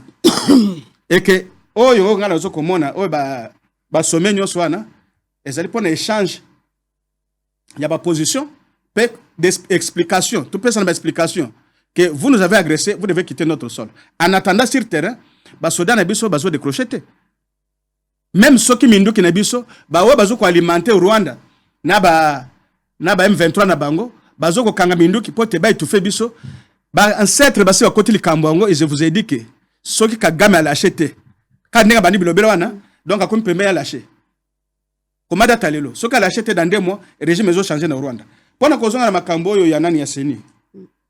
Mais nga nayebi te pourquoi batozobanga nayebi te basengi ya élection eza bango namoni réseaux sociaux etikali kimia il reste autant de jours il reste autant de jours biloko wana esili c'est-à-dire bazali kopiéger ndeko Félix pour passer chantage il y a le mec na seni pour organiser l'élection je suis prêt ceux qui n'a gagné tant mieux ceux qui n'a gagné te tant pis mais ba yeba ceci wana koyebisa bayimboka que ndeko Félix aza na droit na deuxième mandat parce que les relations internationales ndeko Yula mazali wana a prêté attention ceux qui n'a lobby le kuta a lobby même aux États-Unis ceux qui payaient ça en guerre ndenge to en guerre boy on n'a jamais changé le commandant suprême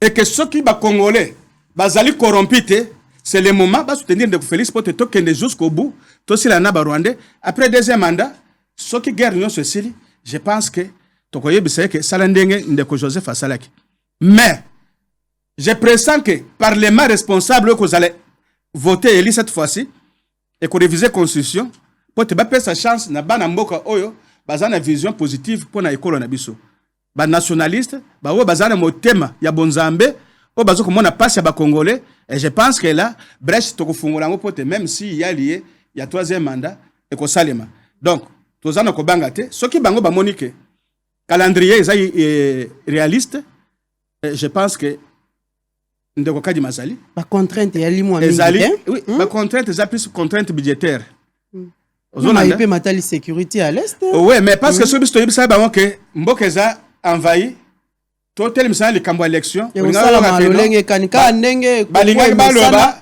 transition parti esali élection transition sans Tshisekedi maintenant Tshisekedi andimi alobi bo sala makambo bino soki élection tokende idps na Tshisekedi baza après sikoyo bango moko wana baza kusenga élection bazolo banini bazo organiser fraude mais fraude angweza la mabele bino bosalaka bo monaka ngo malamu te parce que soko beti le solo fraude ba champion fraude ezali FCC tu le sais très bien et bazo fraude tina bandeko na bango moko na bazo accompagner bango ils sont sans terre ils avaient pris l'état en otage soki ke boninga élection te bolobi boloki formule soki dialogue ngai nazali moyimboka nazana ka ya bawoyo bakalisi ke makila ya ba congolais etangate pona ko wela ba poste même soki balibi ke totika la l'écart totika ba vieillerie o ezali na parlement o ezo sala ba aventure wana et vanda lisusu mais pourvu que kimia zonga na Congo ba organiser élection mutunyo sozo na kimia azasira kuganya gagner ngai nakoko substituer te mais au moins na kosenga na bango ba député ya caucus ya Katanga bango pona bango basali constat balobi ete centrale électorale ali ko préparer fraude à grande échelle pona na lolenge oye augmenter sensiblement ba centre d'identification et d'enrôlement d'électeurs dans l'espace Grand Kasai mais a diminué ba centre na kati ya ville ya Kinshasa Katanga les Grands Kivu alors que le Kasai s'est vidé de sa population de ces 3 dernières années avec l'exode rural vers le Katanga, le Bandundu, le Congo central et la ville-province de Kinshasa. Ils sont malhonnêtes et puis la plupart d'entre Bango. Babi Sembote. La plupart d'entre Bango, Tangate. Parce que ce que aujourd'hui, Grand Kassai. Elio Bako représenté la République, Tangate Mwanamboka. Est-ce que ce que français na Bango? Le français peut être synonyme à Kotanga. Non. Comment Kotanga osa mesure ya construire phrase à temps moko te formuler phrase à temps moko te que netina suka. Ezali présomption ya connaissance pour nous ici au Congo. On sous abeta le poto kitoko kasi. Non, d'abord on est un manque de sagesse. On est un manque de sagesse. Mais na koyebi so boy. Na koyebi so boy. Bango soki baza ba dénonciation, baza na kati ya parlement. Ezali milliers bien indiqué pour te basa la motion. Va vérifier. Moi je suis du Grand Kassai. Mais na koloba ke on a oublié certaines entités pour nous gotia ba bureau, mais soki biso sali makele ba koloba womoni mutwana basi ba sombiye. Basi ba sombiye yango wana ko ya kosala makelele. Tolobi on s'en fout, on va battre campagne, on va mouiller les maillots pour faire élire Tshisekedi et pour nous faire élire. Parce qu'on savait que nous sommes crédibles chez nous. Mais ceux qui sont pas crédibles, quel que soit le nombre de bureaux bagotier la bango, ceux qui population à l'ingyoté, wana ezali prétexte inutile, il n'y a aucune élection. Ce qui va dire le bureau, il fallait bailler la cartographie, va proposer na CENI. Il n'est pas tard. Pas besoin de Kadima. Nous avons soutenu le Kadima. Mais biloko salimi na mweka. Bazo tinda ba kendo sala concours ya bato oyo il faut ba travailler na kati ya ba bureau à CENI. Bazo o ya kala o ba bebisele biso élection ya 2006, 2011, 2018 nde bazongisi. Ngai nazo ko profiter pour na website de Kadima. Kazanza mbete. Soki oyoki ba congolais ebele, ezala opposition, ezala majorité ba koloba, bazali ba imboka eza mboka na bango. Tshisekedi atindi epote akende ko organiser kaote. PPRD boye hein. Oh yo ezo kolekana. Staff ba seigneur eza composé na union sacrée. PPRD c'est évident. PPRD soki eza PPRD là. Il parti pays représenté. Il faut nanu tozala na kimia côté wana bazala calme parce que o basali na mboko yo. Bango ba kokoloba te na ko sepela ba parti mususu ndenge zokoloba wana ko accompagner bango. Biro mobimba ya kadi malobi tondi obeba to union sacrée. Mais PPRD sala kandenge ezaka ndenge moko te. Toko zongelo be bango babenga ki bango bakende ba boycotté. Il fallait bakende kolembola bango ba poti. Est-ce que bango ba boycottaka? Ba parti mususu lo ba mais ce qui peut perdre là je ne vais pas tolérer. Maintenant ko yebisa nde okadi make. Ba aja ya te wana. O ba za des ba client na bango. O ba recommander bango. Azo bango nyo sorti na bango soit na dekese soit na lwebo. Azo le biso mususu atia. Soki ame ko sala eloko wana te. Je pense que toko zonge l'élection ya sika. Et là ça va coûter cher au trésor public. Bien sûr tokanisa ki asa le biloko na neutralité. Mais il avait la connaissance de la cartographie. Azana connaissance ayebi o le kanaka na mweka. Par quelle magie a kozole biso kaka bureau moko ba corrompi wana. O batikala na haine o batonga bandako na bambongo baza kopesa bango po batia ba kombo ya lokuta. Vous savez que j'étais le meilleur na mweka na députation provinciale. Ba longola kombo. Botu na bango nyonso baba sengezi nyonso na bayibi yango. Na tikala ko contester te. Na vanda kimia na za kozela élection yo. Pour na ko gagner yango na ko prouver na face du monde que nazali héros. Mais oyo komi ko salema déjà, je pense que ndeko Kadima azwa précaution. Sinon na ko telemisa mo ilusu mukolo wana. En 2006 je l'ai fait et cette fois-ci je promets encore. Balongola bana nyonso wana. O ba ko corrompre o ba recommander bango et pas ba député ba zoka parole te, ba recommander bango po bazala, ba banda ko salela bango ba multiplication ba voix. Ce qui est continué, alors. Donc, autant bango se dénoncer, occasion de dénoncer. Donc, de Kadima a organisé forum moko, au côté parti politique nous ensemble, pour ceux qui va contester le calendrier, bango ne ba patron élection. Ce sont des partis politiques. Après ma ponomie pour. C'est quoi? Mais ça a déjà ba cadre de concertation. Non. Ako sang sa ba société civile. Ouais, mais façon ça lango peut-être ako sang sa ba parti politique ba regroupement. Yo ko bazo ko yebisa yete. Ngana banza biloko na ezala public. Ezala débat public. To lande lango de près pour to pesa bango. Ba ko na salle de spectacle na pas di peuple ba bango. To pesa bango argumenté ele kanga na télévision. To pesa bango argumenté ba ko ba ko la télévision de yango makambo te. To ya ko baté que non. On dirait ko bino bo lingele ka. Faut par rapport à quoi parce que Félix a un bilan, ça c'est de 1. De deux, beaucoup ont changé président en pleine guerre. Ça, vous devez le savoir.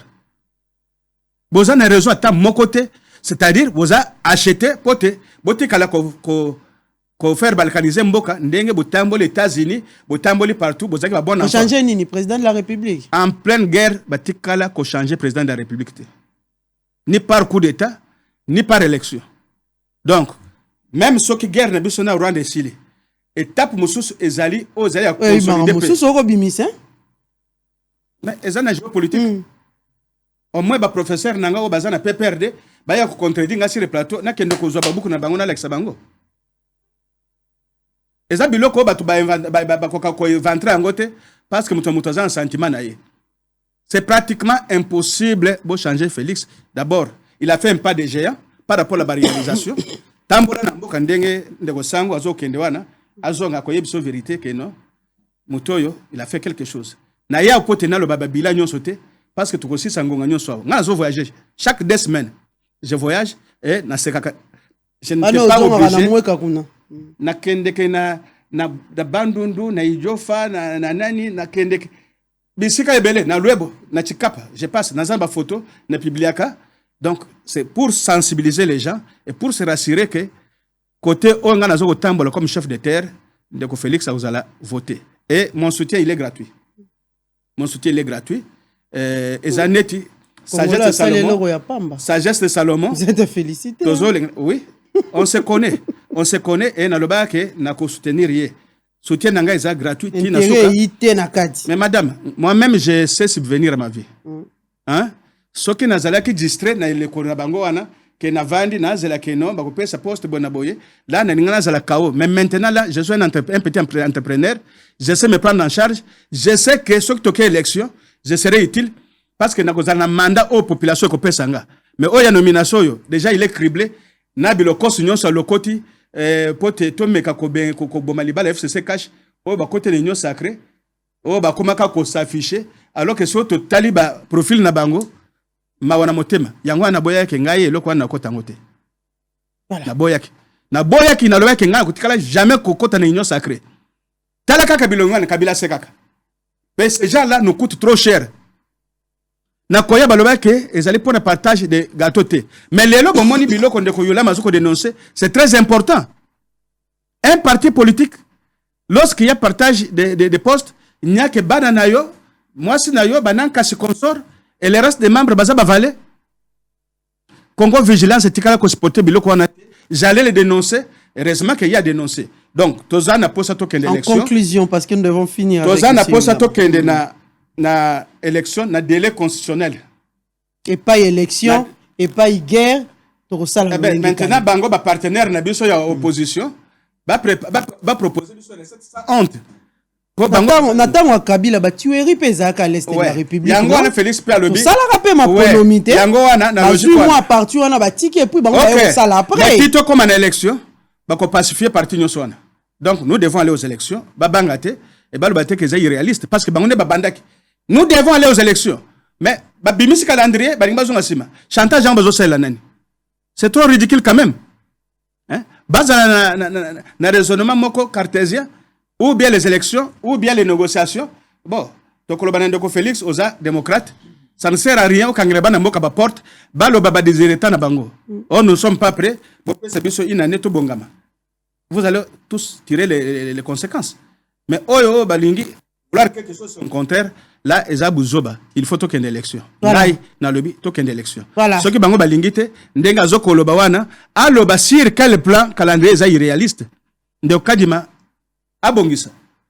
Parce que point moko et ko faire annuler l'élection nyosote. Nous avons besoin que batia le paradigme na mboka. Bayebe que déjà ndambo mo solo. Autant d'années élection salima et bato bande déjà ko se préparer.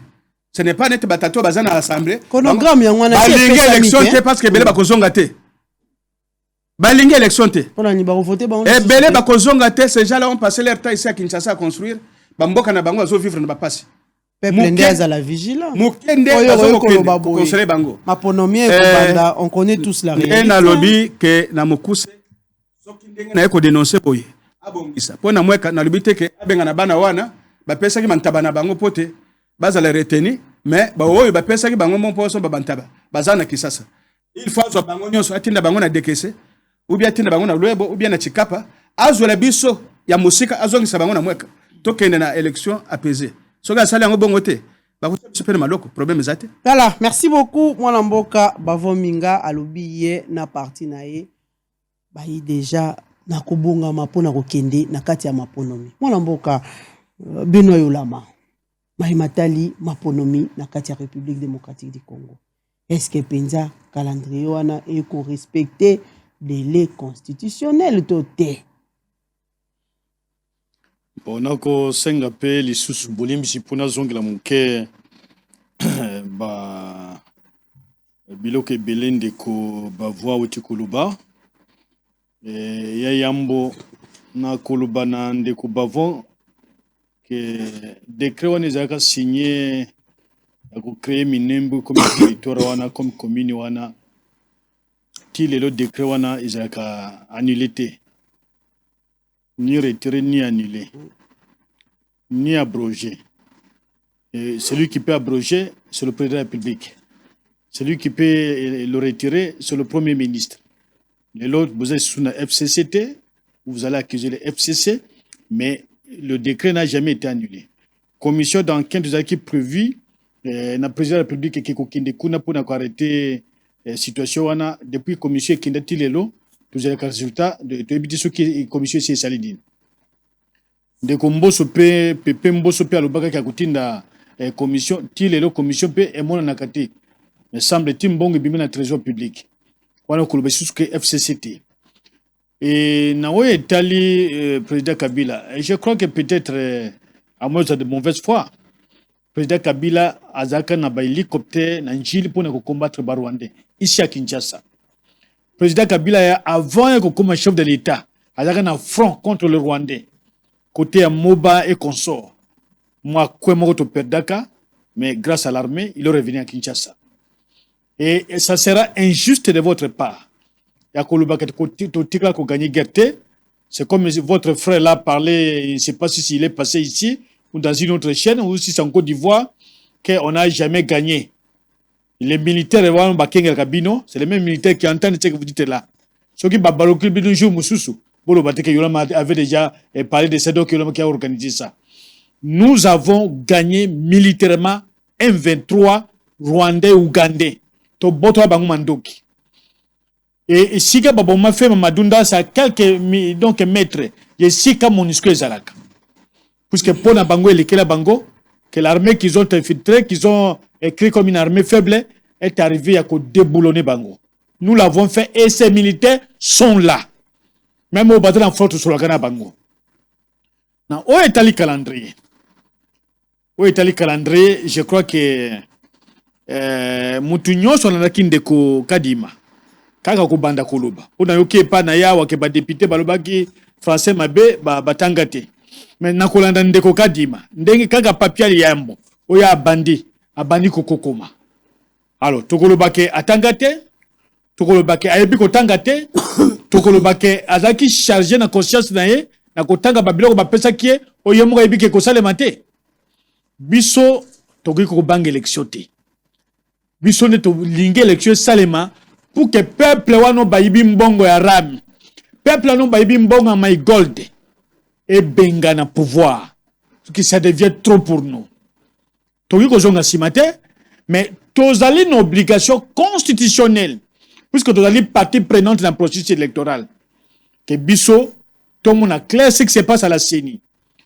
Alors, quoi qu'ils aient biso, que biso n'a pas l'année passée au favorisant, semble-t-il, je sais qui, ils allaient qu'on rappelle biso d'ailleurs de bonnes choses puisque Joly jusqu'aujourd'hui mais c'est Joly Azali membre du mouvement de libération du Congo ancien rebelle wana oboyebi wana ndeko Bemba atinda na CENI il est entré il n'a pas été acheté il n'a pas été acheté hein batinda ndeko Umba na parti ndeko Kamere il est reparti il est là ils ont été à la CENI. C'est pour vous dire que vous allez lelo, c'est une tricherie qui peut coûter trop cher dans le processus électoral. Mais bon, Kangami Kaka, nous avons pris. Mais ces gens-là, ils même disent que nous allons à bangoter.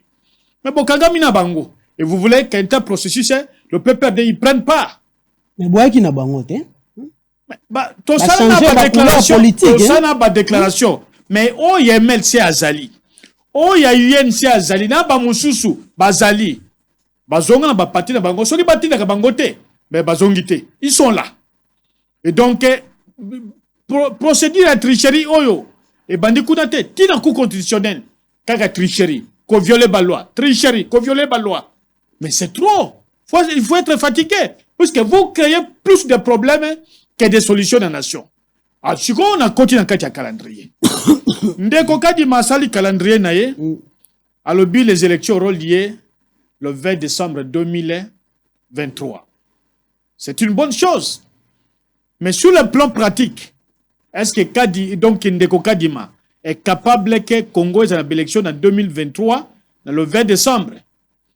Vous allez estimer que Ndeko Kadima allait préparer un enrôlement bâclé. Vous allez estimer que Ndeko Kadima allait déjà lié à tricherie. Nini ezangi mwana mboka. Ndambo ya mosolo asi akwaki. Contraire to ezalaki na kati ya feuille de route ma imatali lo électoral et si ekotiti na journal officiel. bakite électoraux biso banso tomonaki lolenge batindaki équipe akendaki na Séoul aye na kiti awa mosusu bakokabola babi 10 000 mobimba ekokende na province mpona identification nayebi te nini ekozanga oyo yo okosala remarque na Séoul. Ok, ba remarque ezali sur le plan purement d'abord technique.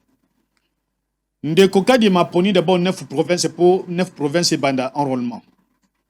Asa kaboli te abi ba air opérationnel e misato mobimba. Ndeko kadi ma a informé opinion que ba kite mususu kokoma na mois de mars. Mais mususu ina Kinshasa. Date tozali na ngolelo, toza déjà mois de décembre. Aucune activité mon côté enrôlement bandi. Il faut qu'on disparaisse, qu'on pense, qu'on tine ba machine na bamboka. Ya bisika mususu machine ba memakango na mutu. Mususu ba tiakango na vélo, mususu na moto, mususu ekokota na boîte na kai ba katisi mai. Mususu elekaka nzela à Brazzaville pour na quarantaine ba kwa mususu yekwate. Soki ayebi yango te ayebi yango. Donc pour na kokabola kaka kotine ba machine wana na ba centre il y a des endroits où on peut faire 2 semaines machine ezokende na le comité. Vrai ou faux ekomarat ekotaka. Na 2018 ekotaki te. Mais 2018 machine ekoma ina na avant même donc enrôlement band. Ba machine enrôlement seulement toute une année. J'ai vérifié tout ce qu'ils ont mis comme document. Enrôlement seulement une année avant donc avant tout comme année électorale. Et toi lobby à Kaboli yango 30 jours aïe sur guerre. Mais 30 jours en Gondani. 30 jours air opérationnel ou jui air opérationnel mo sous jui à Kaboli yango misato yi 3 ans. Mamelo atika lukuta. Oh, bisika mususu mais adale kokosa bisika mususu pour mundaki négocier l'enrôlement. Il faut ça la 30 40 km pour que négocier enrôler. Et si tout ndenga diminuer ba bureau. C'est-à-dire ngi enrôler bato mususu te. Bada les belete pour bako begana chef d'ailleurs. Solo one. Mais c'est ça la vérité. Na Kinshasa par exemple, elle toque vote dans 2985 bureaux. 2985 bureaux na Kinshasa.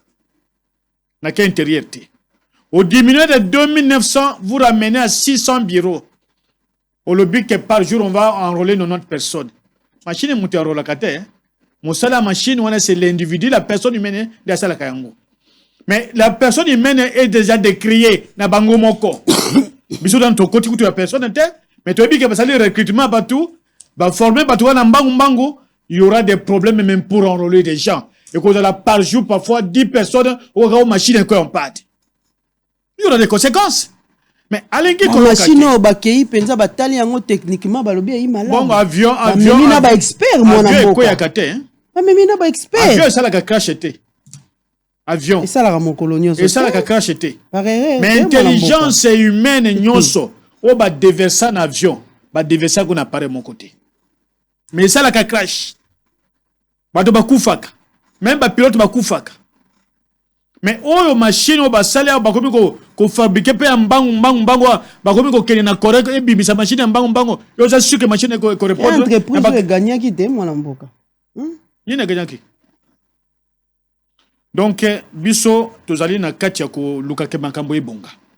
Tozana besoin te que lobby to ka ke ba sali coup d'état na Kinshasa. Tozana besoin te que lobby to ka ke rebelle à côté na Kinshasa. Nous avons besoin que démocratie et cola. Nous avons besoin que trouble et zalaté. Nous avons besoin que Batonion soit assuré que l'élection est salimée d'une manière transparente, démocratique et libre. Toligi makamboyate, to sala, après to koya envisager, to changer constitution, to kobega dialogue, nous avons besoin de dialogue. Biso dialogue to lukaka. Bon, comme il est là déjà. Nani a yebe élection koleka biso. Nani a yebe élection koleka biso. Sûreté jusqu'à présent. Mais nani a yebe élection koleka biso. Élection liboso bango ba parti présidentiel yango même na ba liste du DPS n'a jamais envoyé 500 candidats à l'élection donc législative. Et dit que ça débatté qui surpris et dit que ça débatté calendrier en novembre calendrier a été bimi mamelo bala kabiso enrôlement ko banda mois de d'août les to commune mois de décembre ba rola ta mutu mon côté ba tali ko continuer ko former batu ko so ba si enrôlement bo lobani. Mais asile sa totale.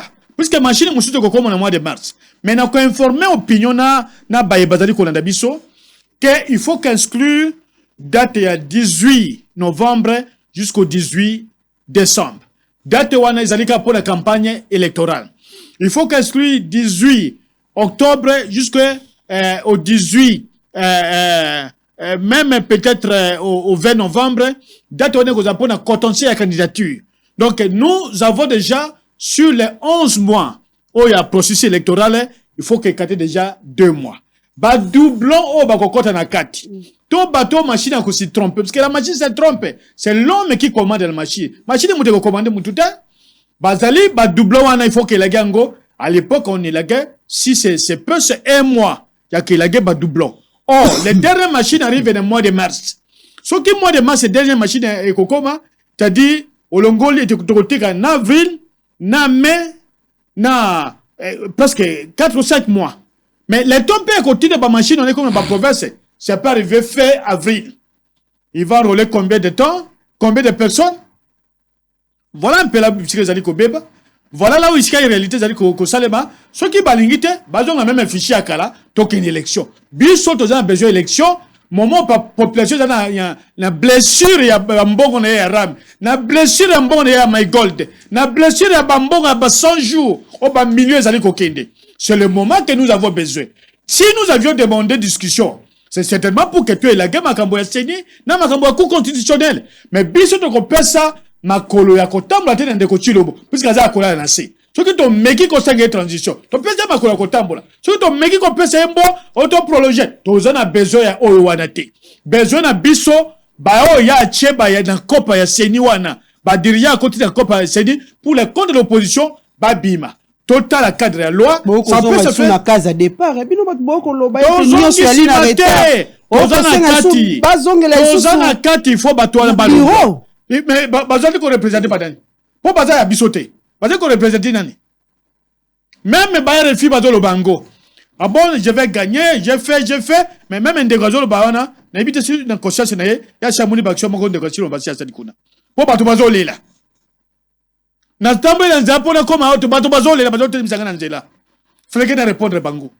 Mais oya wapi basali. Pour ne pas voyager, ça va, il a bien voyagé à travers le monde. Mbonge zonga kali sous-souté, des poids zonga c'est la première fois. Mbonge est commis qu'on va voyager. C'est ce que nous avions remarqué. Donc, budget pour les voyages, ça, certainement, c'est une grande réussite. Mais en dehors de ça, qu'est-ce qu'il a fait? C'est toujours des promesses. Mais à mon avis, qu'il commis peut belé avant dit. Par exemple, il n'y a pas un projet à 145 territoires. Et comme wapi. Par contre, pour le bisika kokindi. Tina ndenge mande kosila. C'est la même chose. Il n'y aura pas de changement. Mais nous disons, tu peux permettre Bangote, va glisser. Tu peux permettre Bangote, ba buzoba wana, allez, on a déployé, oui, déployé des militaires. Mais pour militaires et à Makati et à Koleka, c'est la population. Oh, bazali kote na Changwana. Oh, bazali kote na Lemba. Oh, bazali kote na Ngaliema. C'est ça la faute, c'est ça l'armée. Guerre et Kosalema. Oui, c'est tout continuer comme ça la guerre. Il faut conclure, hein? Guerre et Kosalema. Mais biso il fait élection et Salema. Puisque ce qui est tiki système est ndekoti lombolelo. Mboke ko limwa. Ya loba et Koufa. Mais biso de zoloba et ko limwa pour Koufate. Nous, il faut qu'on ait des élections. On a besoin des élections. Mbongo ezali. Par contrainte, nous estimons que Gadima a tout élagué. Il n'y a plus de contrainte. La seule qui resterait, on va changer le bureau à Seni, on va changer le cours constitutionnel. Token élection. Ce qui a eu 20%, ça serait un miracle. Même dans les Kasaï. Même dans les grands Kasaï. Ce qui changement salamité na bureau à Seni ni na cours constitutionnel. Eh, akende yeboko na batunaye. Bokokota maponomité. Akende na batunaye. Bokokota to bokokota. Mais tu bokokota te? Ah. Tu bokokota te? Tokangi mokolo alelo. Tu bokokota te? Ya solo. Tu bokokota te? Tricherie, tu bokokota te? Tu accompagner te? Merci beaucoup. Tu accompagner te? Merci Benoît Yolama et merci aussi à Bavon Minga. Oina. Yaki maloba suka te olingo bakisani ni mwa. Olingo bakisani ni poto koma ida na suka. Pesanga 2 minutes. Na banza. Senga na technique ba imboka bayebi technique oli musanga. Bavon asengi mwa 2 minutes kwa. Ba imboka bayebi ke régime auto kende etiela kibiso ba congélateur po e papa kabiso etiaka misune biso nakata ba congélateur. Ça c'est connu. Et que mutu moko te azana motema makela congolais akondi mayeloko wana ya mibale ndeko Yolama ayebise que ce dossier bono oui ayebi que régime na bango de tourna mbongo il fallait et doter Seni na ba mituka na ba hélicoptère o koka kozala ko transporter ba matériel pour que ne koti kango parce qu'à travers le ministère intérieur et lorsqu'il vient dire distance mais c'était par rapport à quoi ngana uti na bandundu ba diminuer ba distance 5 km au lieu de 60 km 40 km là je parle de bandundu de Grand Bandundu. J'aurais voulu que mon Grand Bandundu aille contredire un gars sur terrain. Pour ceux qui n'ont pas à Kassai, non, il parle de chez lui. Je parle de Grand Bandundu. Je parle de Grand Bandundu. Là, on a le pas membre recruté. Donc, c'est pour vous dire que si nous avons hérité une situation chaotique, c'est gestion na bango. Mbongo ebimaka ibele, na yibina mutu azwaka, na yibina bango ekendaka. Oyo bonoyi il fallait à livrer ba land cruiser, ba hélicoptère, na ba matériel de sécurisation. Il laissait. Mais au lieu qu'à s'attaquer na ba faiblesse na bango, ndenge bango ba organisaka ba élection ba les rolinga banda kolobake. Non, il y a de ceci, il y a de cela. J'ai les documents. Je crois que Peja Zolanda. C'est un dossier trop sensible. J'ai les documents. Peja Zolanda, est-ce qu'il y a que au détournement bon on a ya bono. Quand je parle de dossier bono, il y a des dossiers bonoïté. Nazo comme pas Peja. Il y a des dossiers bonoïté. Besanga de documents. Ma tête en vie non? J'arrive sur monsieur. Il y a des dossiers bonoïté. J'arrive à la cour de cassation tout de suite. C'est pour vous dire que les élections vas apprêter. Pour d'abord PPRD a déjà vidé, les a coquilles vides. C'est tout ce que j'ai remarqué. PPRD, c'est la population. C'est la population. La village, c'est la base. Il y a secrétaire général qui Minako. Et pas Minako. Un Kipuku. Ndé ici qu'on a drapeau moko na villa naie. Mais ailleurs, on ne veut même plus sentir cette histoire-là de PPRD. Donc, avec quel parti va qu'on a élection? C'est normal, Batika Bisso tranquille. Le peuple ne veut plus de. Batika tranquille, tout le monde a parti Moussousou. Ba autre monique, ba continuer kosunga mboka toko solana bango vous allez donner raison à vous allez demander aujourd'hui que vous allez donner changer cour constitutionnel merci beaucoup changer nani président vous allez donner raison à nous renvoyer après 5 ans moi vous allez donner raison à Kagame voilà merci beaucoup vous allez donner raison à Kagame merci.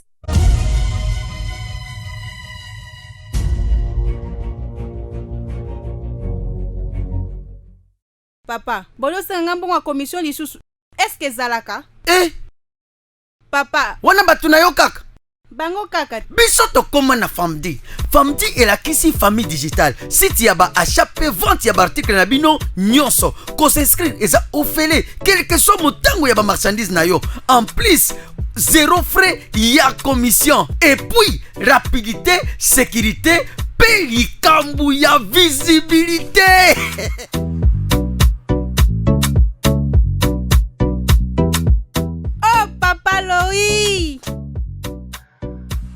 Grâce à Famdi, talandenge business nanga ekoli.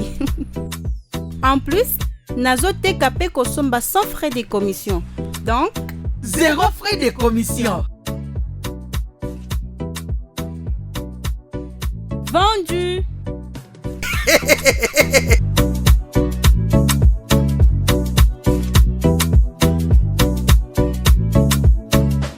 Famdi, famille digitale.